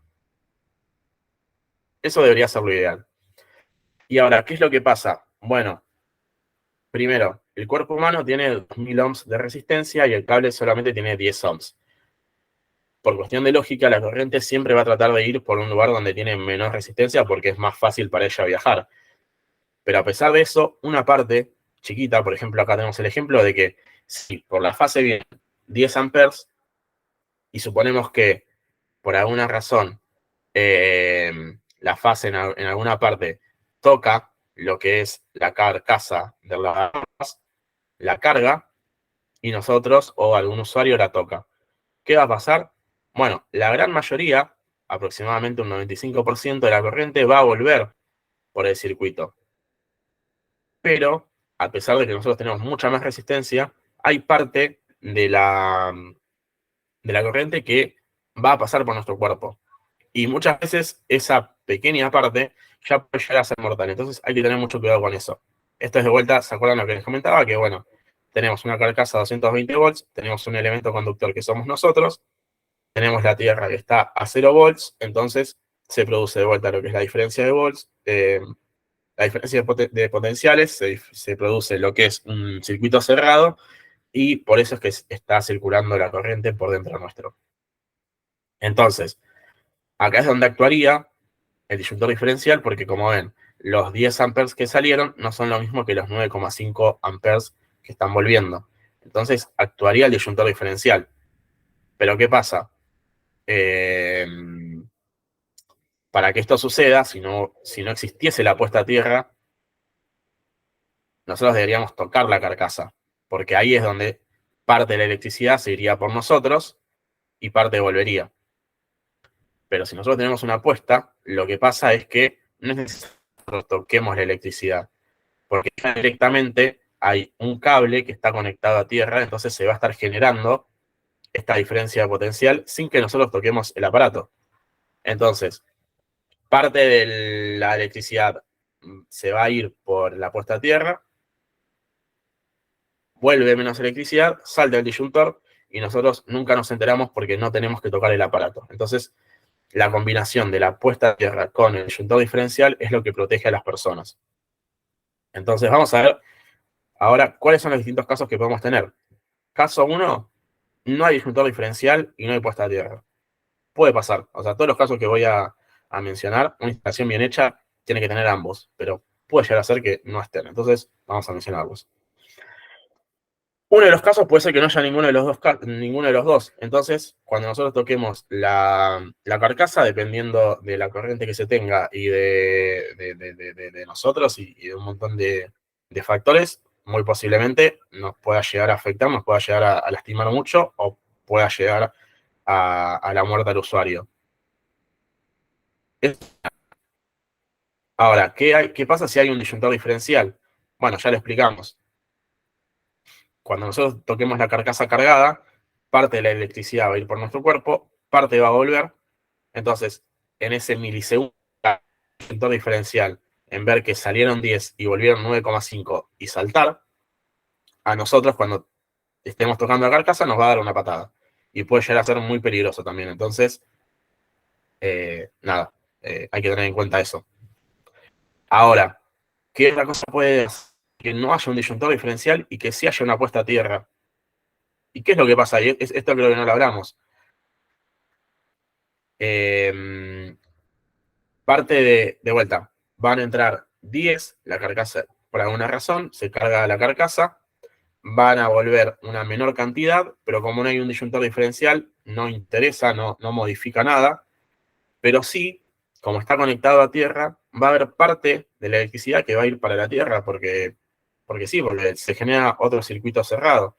Entonces, parte de la electricidad va a volver y parte de la electricidad se va a ir para la tierra. Entonces, más allá de que nosotros apaguemos el equipo, la fase va a seguir mandando electricidad y posiblemente, al estar conectado en todo momento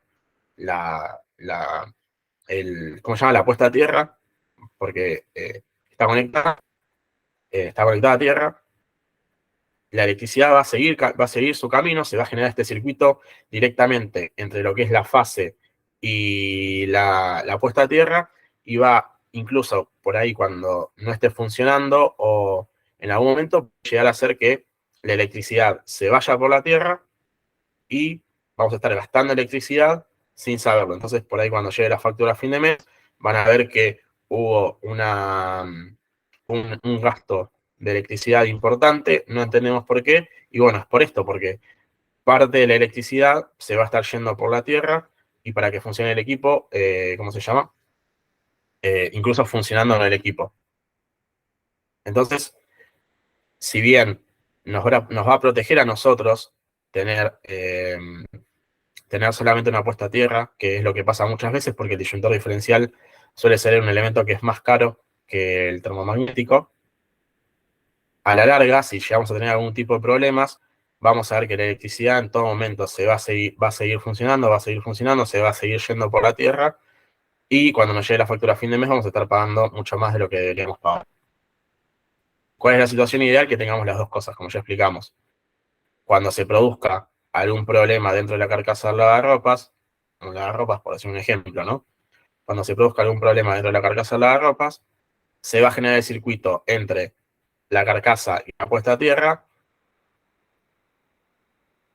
va a ir por ahí, y cuando el disyuntor diferencial enseguida sienta que la electricidad que está saliendo es mayor a la que está llegando, va a saltar. Entonces nosotros vamos a estar haciendo otra actividad, o por ahí ni siquiera estemos en la casa, y vamos a ver por esta razón, y no nos va a afectar, o no nos va a dar una patada, no vamos a tener no vamos a estar sufriendo ningún tipo de peligro. Entonces la acción combinada de estos dos elementos es lo que va a proteger a las personas. Esto fue, no, bueno, y acá nombramos un poco lo que son las reglas de la AEA. La AEA es la Asociación Electrotécnica Argentina, que básicamente es la que dicta las normas para lo que son las instalaciones eléctricas en una vivienda. Y nos dice que la protección contra cortocircuitos son fusibles o los termomagnéticos, como ya lo dijimos hace un par de filminas. ¿Por qué se genera un cortocircuito? Bueno, la corriente es V sobre R. En los cortocircuitos, por alguna razón, R se pierde, y al tender esto a cero, la corriente tiende a infinito, y en todo momento está creciendo, y eso es por qué se produce un cortocircuito. En la protección cargas tenemos lo que de vuelta lo que son fusibles, tenemos los termomagnéticos, y también tenemos lo que son reles térmicos, que son como parecidos a los fusibles, pero funcionan como la parte térmica de los termomagnéticos, en donde teníamos metales con distinta capacidad de dilatación. Entonces cuando siente un cambio de temperatura saltan y se corta el circuito. Cuanto a las personas, ya lo explicamos recién, es la combinación entre el disyuntor diferencial y la puesta a tierra. Bueno, y ahí terminamos ahora sí, lo que es la parte de la introducción teórica, o las cosas nuevas o los conceptos que se tienen que llevar básicamente de esta clase. Además de eso, es importante que se tengan, que tengan en conocimiento una pequeña introducción de lo que van a ver en el TP que tienen que estudiar para la semana que viene. Entonces, de todo lo que vimos hasta ahora, si tienen alguna pregunta, es el momento de hacerlo, porque ahora vamos a pasar a la parte más práctica.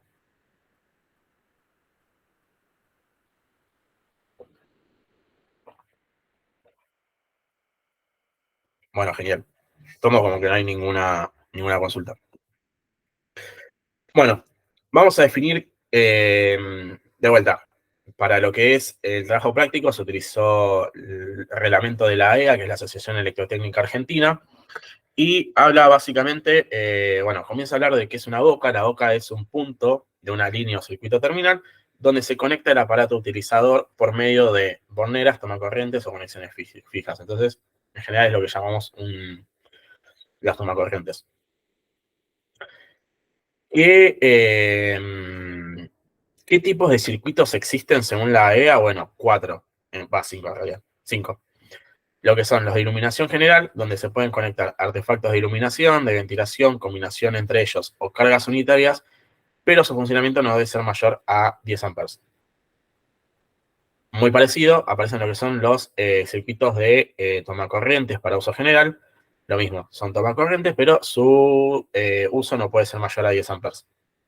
Después tenemos lo que son los circuitos de iluminación especial y de uso especial, que son parecidos a estos, pero nos permiten una cantidad mayor de amperes. Y después tenemos lo que son los circuitos para usos específicos. Estos pueden ser tanto monofásicos como trifásicos, pero son para algún uso particular que se pueda llegar a tener, como por ejemplo, bueno, acá habla de comunicación interna de los inmuebles, bombas elevadoras de agua, unidades climatizadoras, etc. Estos son entonces circuitos o nombres de circuitos que nos provee la AEA. Y esto va a ser lo que vamos a usar de ahora en más para definir cómo va a ser la instalación de una casa. Entonces, ¿cuáles son los componentes terminales? Bueno, acá tenemos lo que son las tapas. Esto creo que es lo más fácil, ¿no? Tenemos lo que son las tapas, tenemos los interruptores para prender o apagar, tenemos los tomacorrientes que tienen la fase, el neutro y la puesta a tierra. Tenemos algunos especiales, bueno, estos que por ahí regulan lo que es la luz. Bueno, acá tenemos lo que son los conectores, los enchufes para los teléfonos, enchufes para datos, alguna televisión por pin fino, hay algunos conectores de USB, o bueno, algún tapón ciego también.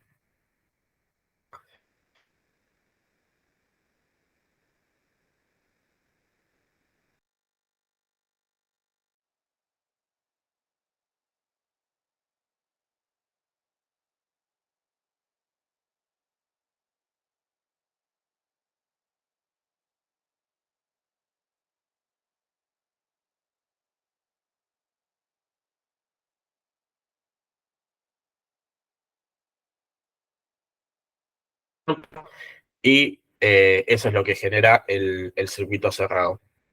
Lo que hace el interruptor directamente es cortar el circuito cuando lo necesitamos y cuando no.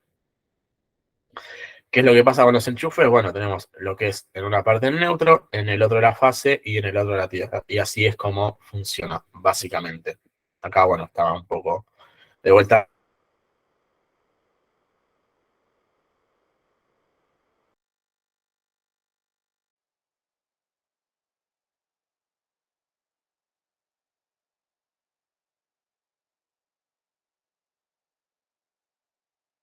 Estaría bueno, a pesar de que no es fácil, pero bueno, ya saber también dónde van a estar ubicados los distintos equipos, por ejemplo, heladeras, cocinas, incluso las mesas, como para tener la iluminación justo encima de la mesa, los sillones, dónde va a estar el living, cuál va a ser el comedor, cuál va a ser la habitación, porque cada uno de ellos va a tener una funcionalidad distinta y la instalación eléctrica se va a tener que adaptar a lo que nos pidan.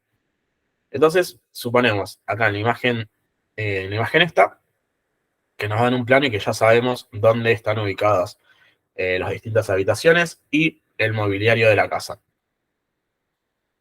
Una vez que tenemos eso, ponemos lo que son las tomas de iluminación. Por ejemplo, acá están simbolizadas con las bocas de iluminación, perdón, que están simbolizadas con este simbolito. Tenemos los interruptores, que están simbolizados con este ganchito. Y tenemos, acá no se llega a apreciar mucho, pero lo que es el tablero. El tablero que habíamos hablado, que teníamos las protecciones de seguridad y los dispositivos de maniobra. Entonces, bueno, tenemos la mesa, le ponemos una luz encima, en los cuartos luz, tenemos el comedor, decidimos poner por acá, y acá los distintos interruptores. Entonces, ¿qué es lo que pasa? Bueno, imagínense que esta caja que vemos acá al costadito es una de estas cajas. Bueno, por ejemplo, puede ser esta, ¿no? Bueno, del tablero que es este, sale un cable neutro, porque estamos con azul, con celeste, y el celeste ya habíamos dicho que era neutro. Bueno, entonces, sale el neutro, viene por acá, una parte del neutro se va a conectar acá, que vamos a tener una lámpara, y otra parte sigue su camino. Entonces, es lo mismo que está dibujado acá. Viene el neutro de la caja, una parte se conecta a la lámpara, y otra parte sigue su camino. Bueno, en este caso son dos caminos, pero sigue su camino. ¿Qué es lo que viene después? La fase. La fase es muy parecida, pero ¿qué es lo que pasa? O sea, después de esta imagen vendría esta, ¿no? De vuelta, viene del tablero la fase, por este costadito, viene por acá la fase, pero no se conecta directamente a la supuesta bombilla eléctrica que vamos a tener acá, sino que lo que hace es irse al interruptor y después vuelve del interruptor y ahí sí se conecta a la lamparita. Y ahí es donde se genera el circuito. Entonces, la fase viene del tablero, una parte sigue su camino, obviamente, para las otras bocas de iluminación, y otra parte va para el interruptor, vuelve, y ahí efectivamente se conecta con la lámpara está conectada al neutro, y ahí se genera lo que es el circuito. Eso es básicamente lo que va a estar pasando en todos estos.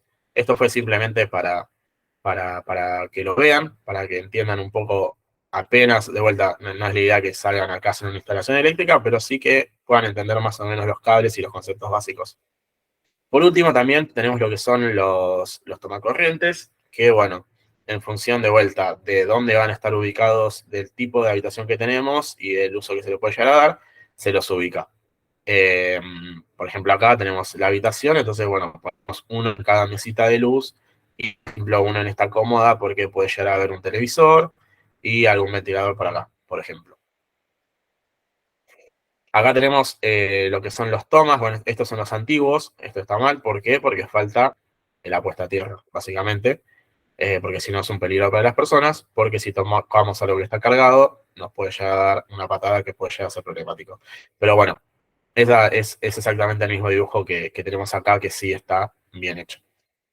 Pero posiblemente en muchas de sus casas o en algún momento de sus vidas hayan visto esto. Entonces, bueno, ya saben que no es lo ideal y es bastante peligroso. Pero existe y se utilizó hasta hace un tiempo. Bueno, una vez que tenemos definido lo que son las distintas posiciones, ya tenemos el cableado hecho, también tenemos que saber que la norma nos pide, por un tema de seguridad, tener determinadas distancias. Vamos a hablar básicamente de puertas, las cocinas y en los baños. A las puertas, bueno, nos da un rango entre el que puede estar lo que es el toma corriente y el interruptor. Entre 1,10 m y 1,3 m, 1,3 m, y el toma corriente aproximadamente a una altura mayor a 15 centímetros, pero no más de 90 centímetros. Y además agrega otro valor que es este, que dice que tiene que estar separado de la puerta 15 centímetros.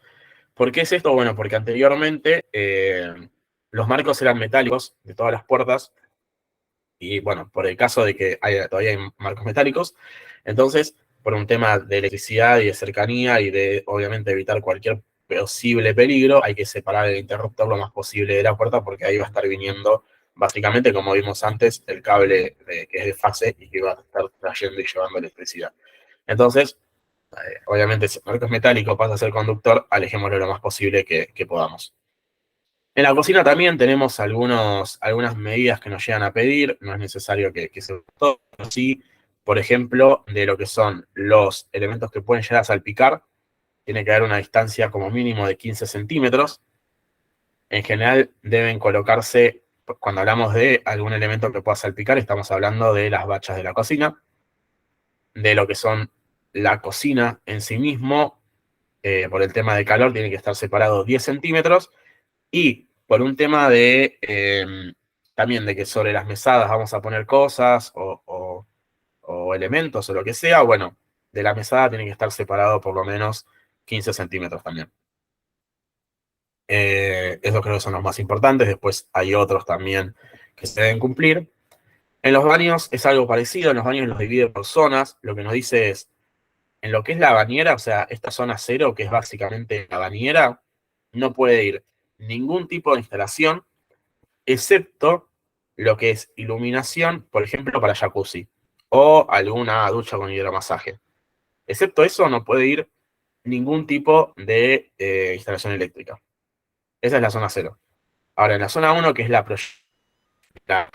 de la ducha o de la bañera hasta 2,25 metros, lo que no dice es que no se podrán instalar aparatos, equipos ni canalizaciones a la vista. Por detrás, o sea, embutidos, se podría, pero tanto aparatos como canalizaciones no pueden quedar a la vista en esa zona verde o en la zona 1, que es de peligro. En la zona 2, que es de protección, que es básicamente 60 centímetros para afuera de la bañera, para todos los lados, y en el caso de la altura es hasta el techo, básicamente, o hasta 3 metros, lo que nos dice es, bueno, si el aparato, lo que querés instalar, está en esa zona, podés, que sea, o sea, el aparato eléctrico, ¿no?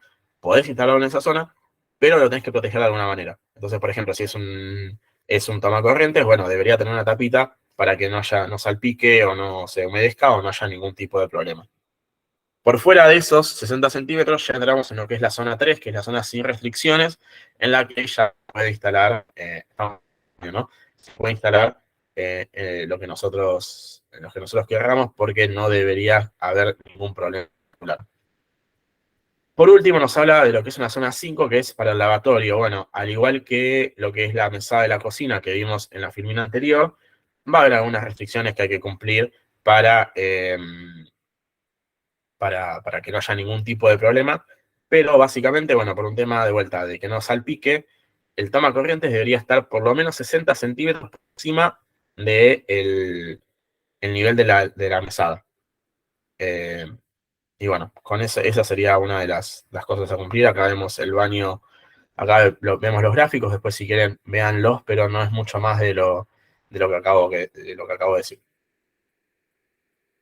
Entonces, ¿se acuerdan que hablamos de que la EA nos definía cinco tipos de circuitos? Los de iluminación general, los de toma general, los de iluminación especial, toma especial y después algunos circuitos especiales. Bueno, acá, básicamente, como para comenzar, lo que nos dice la EA es, bueno, el tipo de circuito se llama de esta manera, nos da el consumo máximo que puede llegar a tener, nos da la cantidad máxima de bocas que puede llegar a tener y la máxima calibración de protección, en este caso 16 amperes. Bueno, esto básicamente lo que nos dice la EA es, de vuelta, tenés estos circuitos, bueno, ahora en esta tabla te decimos cuáles son los valores máximos que puedes tener de dichos circuitos, de algunos componentes de este circuito. ¿Qué más nos dice? Bueno, nos olvidamos un segundo de los circuitos y nos dice, bueno, vos tenés tu vivienda. La vivienda tiene una determinada superficie y va a tener una determinada demanda de potencia simultánea. En función de eso, vamos a definir lo que es un grado de electrificación. Una aclaración es que esta demanda de potencia simultánea va a estar, es a priori, es como una primera aproximación. La superficie sí ya la tenemos y con eso definimos lo que es el grado de electrificación. En función de eso, tenemos una tabla, después nos da la EA una tabla que nos dice, bueno, en función del grado de electrificación, vas a tener una cantidad mínima de circuitos a tener en tu casa. Entonces, si por ejemplo nos da que tenemos un grado de electrificación medio, nos dice, vas a tener que tener 3 circuitos en tu casa. Y eso los puedes combinar como vos quieras. Puede ser uno de iluminación, uno de tomas y uno especial. Pueden ser 2 de iluminación y uno de tomas. Puede ser uno de iluminación y 2 de tomas. Bueno, vos lo vas armando como vos quieras, pero esos son los números mínimos. Acuérdense que ya nos habían dado los máximos, entonces ya estamos empezando a armar la cantidad de circuitos que vamos a tener en nuestra casa. Acá nos dan los números mínimos de circuitos en función del grado de electrificación. Ahora, ¿qué nos dice? Bueno, estos circuitos son un circuito, ¿no? Básicamente, con esta palabra, y cada circuito está compuesto por bocas. Entonces, en función del ambiente en el que estemos y el grado de electrificación, nos dice, bueno, la cantidad mínima de bocas que podés tener es esta. Entonces, ya tenemos valores máximos, sacamos lo que es el grado de electrificación, con eso nos dio un valor mínimo de circuitos. Estos circuitos nos dio un valor mínimo de bocas para tener. Y ahora sí, pasamos a calcular lo que es la demanda de potencia simultánea. Nosotros habíamos calculado una primera aproximación y ahora vamos a calcular la verdadera. ¿Por qué? Porque la norma nos dice básicamente que todo esto, o sea, lo estoy pasando rápido porque está explicado en el TP que van a tener resuelto y lo van a ver, y si no, cualquier cosa me mandan un mail o me preguntan, no hay ningún problema. Pero, una vez que obtenemos todo eso, podemos tener lo que es la demanda máxima simultánea. ¿Por qué? Porque obviamente la idea es que no siempre van a estar todos los equipos prendidos y todos funcionando al mismo tiempo. Entonces, por ejemplo, agarramos el primero. Para iluminación general, bueno, en viviendas suponemos un factor de utilización simultánea de 66%, es decir, de 0,66. Ahora, si por ejemplo vamos a oficinas o locales, el factor tiene que ser de 100%. ¿Por qué? Porque suponemos que en algún momento, efectivamente, como es un lugar en el que hay mucha gente que va a trabajar en un momento, bueno, muy probablemente llegue a producir la utilización de todos en todo momento. Entonces, para estar seguros, no sé, el factor de simultaneidad va a ser 1. Ahora, además de eso, lo que nos dice la norma es, no solo tenés que tener en cuenta eso, sino el grado de electrificación a la hora de analizar la simultaneidad de uso de los elementos. Entonces, de vuelta, ya habíamos sacado en un principio lo que era el grado de electrificación, y en función de eso nos dice, bueno, está entre 1 o 0,7. Ya tenemos todos los elementos, entonces tenemos los distintos tipos de circuitos que van a abastecer nuestro hogar. Tenemos la carga individual de cada uno de los circuitos, que se puede calcular con las distintas bocas, qué elementos van a estar suministrando, qué elementos van a estar tomando. Tenemos un primer coeficiente de simultaneidad por demanda excesiva, tenemos el número de bocas que se van a estar utilizando, y tenemos el coeficiente de simultaneidad por el grado de electrificación, elevado 0,8, elevado 0,8, y acá posiblemente sea una vivienda porque tenemos 66. Y creo que, bueno, depende de, bueno, 0,66 y acá 1 para el caso de Thomas. Entonces, multiplicando todos estos valores, obtenemos la carga total de kilowatts para cada uno de los circuitos, la sumamos y obtenemos la carga total de kilowatts para todo el circuito. En este caso, como es esto lo saqué de trabajo práctico, habla de lo que es el departamento B, porque obviamente se analiza lo que es un edificio con distintos departamentos. En este caso se está analizando lo que es el departamento B. Ahora, ¿qué más nos dice la EA? Bueno, ya tenés más o menos armado cuántas bocas vas a tener, cuántos circuitos vas a tener, cuánto vas a gastar. Ok, ¿cómo vas a hacer que la corriente circule por ahí? Bueno, con cables, obviamente, con estos conductores. Entonces dice, bueno, dependiendo de la posición de esos conductores, vas a tener una sección mínima para cumplir. Entonces acá nos da valores, por ejemplo, para líneas principales, es decir, del medidor al tablero principal. ¿Se acuerdan que ese era lo primero que nos encontrábamos? Bueno, la sección como mínimo tiene que tener 4 mA.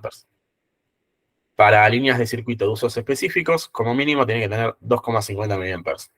Entonces, bueno, esto nos da una idea de cuáles son las secciones mínimas para los conductores. Estos conductores se tienen que dimensionar por cinco funciones. La primera es la caída de tensión admisible, es decir, cuánta caída de tensión van a poder admitir estos elementos. La segunda es las sobrecargas. ¿Se acuerdan que, bueno, se pueden llegar a producir sobrecargas? Eso va a dañar, obviamente, los conductores.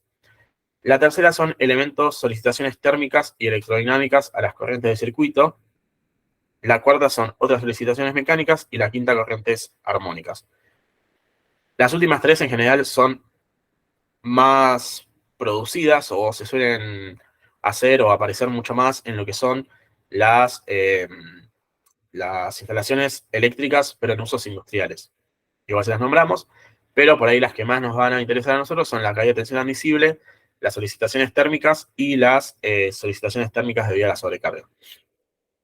Entonces, acá tenemos lo que es en función. Entonces, lo que nos dice la AEA es que la intensidad de corriente admisible para una determinada temperatura, 40 grados centígrados, bueno, en función del tipo de cable que estés utilizando y de la sección que tenga ese cable, bueno, va a soportar determinada corriente. Esto está un poquito mejor visto acá, por eso lo pasé muy por encima, pero bueno, es básicamente lo mismo. En función del tipo de conductor que tengas, en este caso cobre, de la sección que tenga, va a admitir una máxima corriente. No solo eso, sino que también va a admitir una máxima temperatura, lo que es el revestimiento, ¿no? Lo que está aislando al conductor en sí mismo. Entonces, hay que ver lo que es las temperaturas máximas admisibles del aislamiento, hay que ver la corriente máxima que soporta el elemento en sí mismo, hay que ver lo que es la caída de tensión. La caída de tensión sale de una fórmula que es esa de ahí arriba, que es esta, que nos dice que S es igual a G de C por I por L sobre AE. ¿Qué es esto? Bueno, esa es la sección, lo que ya venimos hablando desde hace tiempo. G de C es el gradiente de caída de tensión. El gradiente de caída de tensión va a depender del tipo de sistema que tengamos y el tipo de conductor que tengamos, va a tener un valor, básicamente. La intensidad de la corriente en el circuito y L es la longitud entre el punto inicial y final. AEA es la caída de tensión admitida o tolerada, que es un porcentaje que, ¿cómo se llama? Dependiendo del tipo de circuito que tengamos, si es de uso general o de iluminación general o de tomas o algún circuito específico, bueno, va a ser un porcentaje distinto. Entonces, metemos todo esto en esa fórmula y vamos a calcular cuál es la sección mínima que va a tener nuestro conductor para soportar la caída de tensión en nuestro sistema. Además de esto, vamos a tener que hacer una verificación por sobrecargas y por cortocircuito. Por sobrecargas, básicamente, lo que tenemos es que la intensidad del proyecto tiene que ser menor a la intensidad de la corriente nominal, que ahora vamos a ver bien qué es, que tiene que ser menor a la intensidad máxima admisible por calentamiento del cable. Entonces, obviamente, lo que soporte el cable tiene que ser mayor a lo que va a estar ocurriendo en el proyecto. Lo mismo en el cortocircuito. En el cortocircuito lo que nos dice es que la sección de nuestro cable tiene que ser mayor a esta cuenta. Esta cuenta básicamente es la intensidad de corriente admisible por la intensidad de corriente por cortocircuito un tiempo que es la duración del cortocircuito y un coeficiente que depende del conductor. Todo esto está explicado en tablas, pero obviamente la sección tiene que ser mayor a la sección mínima por cortocircuito y la corriente que soporte el cable tiene que ser mayor a la que se va a llegar a producir por sobrecargas. Por último, por último tenemos lo que son el dimensionamiento de las cañerías. Ya habíamos hablado un poco, o ya hablamos de lo que es el conductor, ya hablamos de lo que es el recubrimiento, ahora por último las cañerías. Las cañerías, básicamente lo que nos dice es que en función de la sección y el tipo de cañería que se tenga, van a soportar una cantidad máxima de cañerías, no tiene mucha ciencia.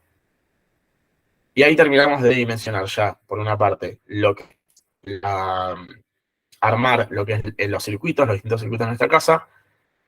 Dimensionamos los cables para que soporten los cortocircuitos, las sobrecargas y las caídas de tensión, calentamientos que vayan a proceder. Y ahora hay que dimensionar lo que son los elementos protectores, que es lo más importante, como ya les dijimos. Entonces, para la parte termomagnética, tenemos que verificar todo esto, que todo lo que está escrito ahí se resume en esto y para mí es mucho mejor que lo otro. ¿Qué nos dice?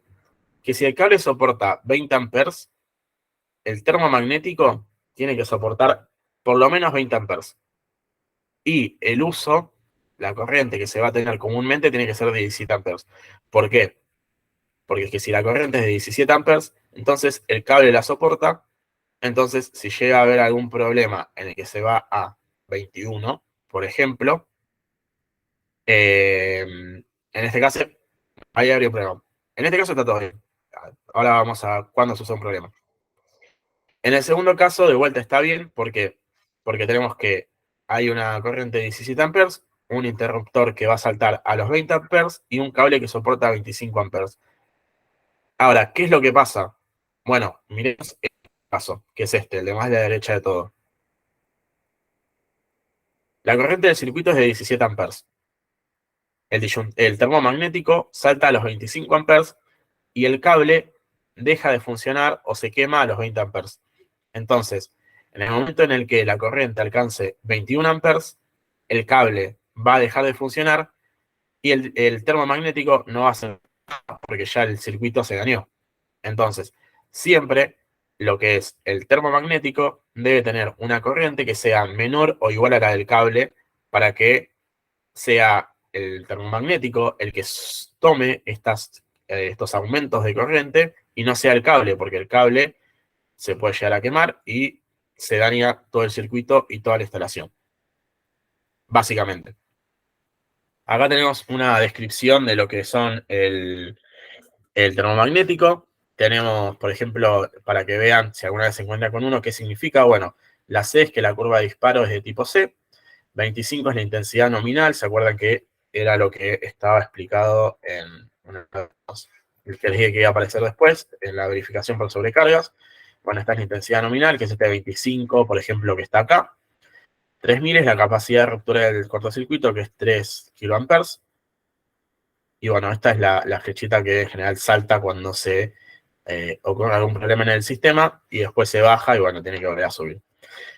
Acá tenemos otro dibujo muy parecido al que habíamos mostrado ya hace bastante al principio de la clase, donde tenemos el termomagnético, tenemos el diferencial que va a los distintos circuitos y cada uno de los circuitos tiene lo que son su propia puesta a tierra, su fase, su neutro y alimenta a los distintos equipos. Básicamente la imagen se vuelve ahora porque por ahí en un primer momento cuando se mencionó todo no se sabía qué era cada cosa o estaba muy en el aire, entonces ahora que ya vimos todo de vuelta, por ahí esta imagen tiene un poco más de sentido y se puede llegar a entender un poquito más. Entonces, ¿qué es lo más importante de toda esta filmina? Ojo cuando vayan a hacer el circuito, que el termomagnético tenga una capacidad para, o el momento en el que salte, sea a una corriente que sea menor a la capacidad del cable, porque si no va a saltar después de que queme el cable y ya el circuito va a estar dañado y no va a servir de nada, no va a tener ninguna utilidad. Básicamente eso. Y eso es todo lo que está explicado con palabras en toda la filmina, pero no es mucha más ciencia que eso. Lo que sí sucede, bueno, está explicado después, pero no es lo mismo con el disyuntor diferencial. Pero bueno, el disyuntor diferencial tiene que saltar para proteger a las personas, entonces tiene que tener una capacidad mayor a la del cable, porque no es lo que va a estar salvando al circuito, o sea, no importa que ¿cómo se llama? No importa que el circuito llegue, por ejemplo, vamos a hacerlo con un ejemplo numérico que para mí se entiende mucho mejor que hablando en el aire.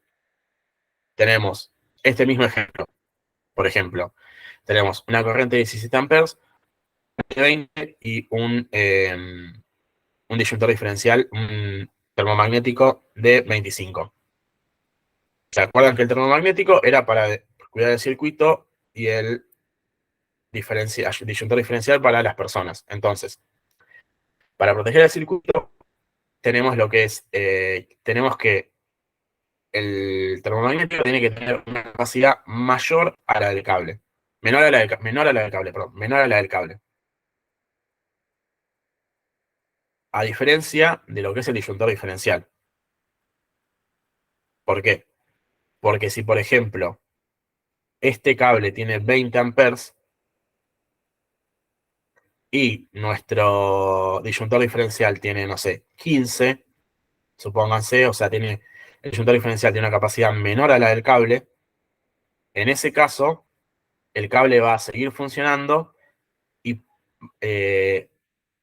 se va a generar una corriente tal que el disyuntor diferencial no va a servir, porque va a haber una corriente más fuerte que la que puede llegar a soportar, entonces se va a arruinar y cuando nosotros lo toquemos algún elemento cargado, nos va a dar esa electricidad a nosotros porque el disyuntor diferencial ya dejó de funcionar porque fue sobrecargado. Entonces, lo ideal es que el disyuntor diferencial tenga una capacidad mayor a la que soporte el cable. En este caso, voy a tener 30 amperes, el cable 25, el interruptor 20 y el consumo debería ser el menor de todos. Les dejo la idea como para que lo piensen. No es muy difícil por ahí en el aire, no es tan fácil de ver, pero es eso básicamente. Lo que más capacidad tiene que tener es el disyuntor diferencial, porque tiene que estar siempre funcionando, no puede sobrecargarse, porque si el disyuntor diferencial se sobrecarga y se rompe porque está circulando una corriente mayor, no va a proteger a las personas. Entonces tiene que ser lo que más amperaje soporte. Después viene el cable, después viene el interruptor termomagnético, porque el termomagnético tiene que saltar antes de que se rompa el cable, y obviamente todo tiene que ser mayor a la corriente que va a estar circulando. Ya estamos terminando, nos quedan 4 filminas. Acá quisimos hablar un poco de lo que eran las instalaciones de fuerza motriz, igual lo hablamos antes, de lo que eran los trifásicos. Bueno, acá tenemos lo que son las líneas trifásicas, por ejemplo, yendo para una bomba centrífuga, tanto trifásica como monofásica. Existen las monofásicas, lo que pasa es que tienen una vida útil y un funcionamiento que va a ser mucho peor que lo que es una trifásica. Entonces, en la gran mayoría de los casos, lo que se utiliza es la trifásica. Acá hablamos un poco de lo que es la potencia, porque aparece el concepto de coseno phi. Coseno phi nos da una idea de cuánta potencia se aprovecha en las viviendas. Entonces, mientras coseno phi sea más cercano a 1, toda la potencia que sale sale del proveedor de energía eléctrica, llega a nuestras casas y la aprovechamos. ¿Qué es lo que pasa? Bueno, esto es ideal. Nosotros sabemos que la potencia aparente, que es la que está alargando el proveedor de electricidad, no es lo real, sino que vamos a tener lo que es una potencia activa y una potencia reactiva. Entonces, cuando nosotros tenemos equipos muy viejos o instalaciones muy viejas, ese coseno phi disminuye y lo que sale de la instalación del proveedor de energía eléctrica es mucho menor a lo que llega a nuestra casa. Y al ser mucho menor a lo que llega a nuestra casa, es ineficiente tanto para la empresa, porque para que cumplir con la potencia va a tener que estar mandando una mayor cantidad y eso es más ineficiente para ellos, como para nosotros que vamos a tener que pagar más. Entonces, lo ideal siempre es que este coseno phi esté en el orden de los 0,85 o más. En el caso de que sea menor, vamos a tener de vuelta una instalación ineficiente, entonces va a haber que cambiarlo. Bueno, y acá se hace un poco lo que es la analogía con un vaso de cerveza, igual creo que todos tienen más o menos el concepto de potencia aparente activa y reactiva, pero bueno, la potencia aparente es la que sería todo el vaso, la potencia activa es lo que efectivamente es la cerveza, y la potencia reactiva es la espuma que está ahí, pero no la vamos a utilizar. Entonces, coseno phi nos da una idea de qué tan eficiente es nuestra instalación. Se pide que siempre que sea mayor a 0,85. Eso es lo que se tiene que quedar. ¿Y de dónde sale todo esto? Bueno, de la potencia aparente que forma el triángulo, y el coseno phi obviamente se cosena el ángulo entre la potencia aparente y la activa.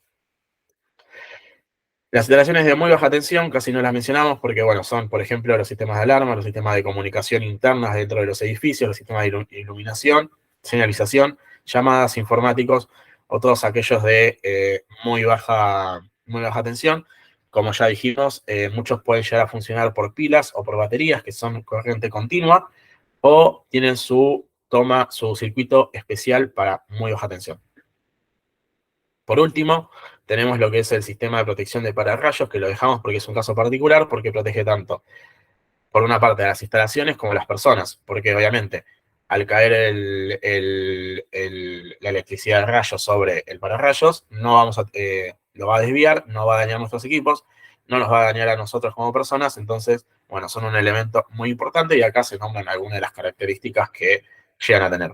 En la norma EA 92305 es una sección especial simplemente para los pararrayos.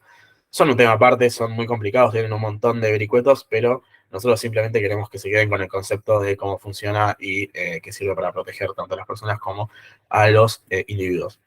Por último, ya terminamos, las normas de referencias que se utilizaron fueron el Código de Edificación de la Ciudad de Buenos Aires, la reglamentación AEA, como les dije, en particular para la ejecución de instalaciones eléctricas en inmuebles, pero fuimos mencionando también otras, las normas IRAM, la Ley de Higiene y Seguridad, y en el caso de que ustedes necesiten, hay normas particulares para aviación, vialidad y puertos que se ven en instalaciones en obras civiles 2, que se usan, porque obviamente las instalaciones eléctricas en esos lugares no es la misma que en todos los otros lados. Entonces, bueno, si quedó alguien ahí, esa fue toda la clase de instalaciones eléctricas. Vamos a terminar la grabación. No sé cómo es.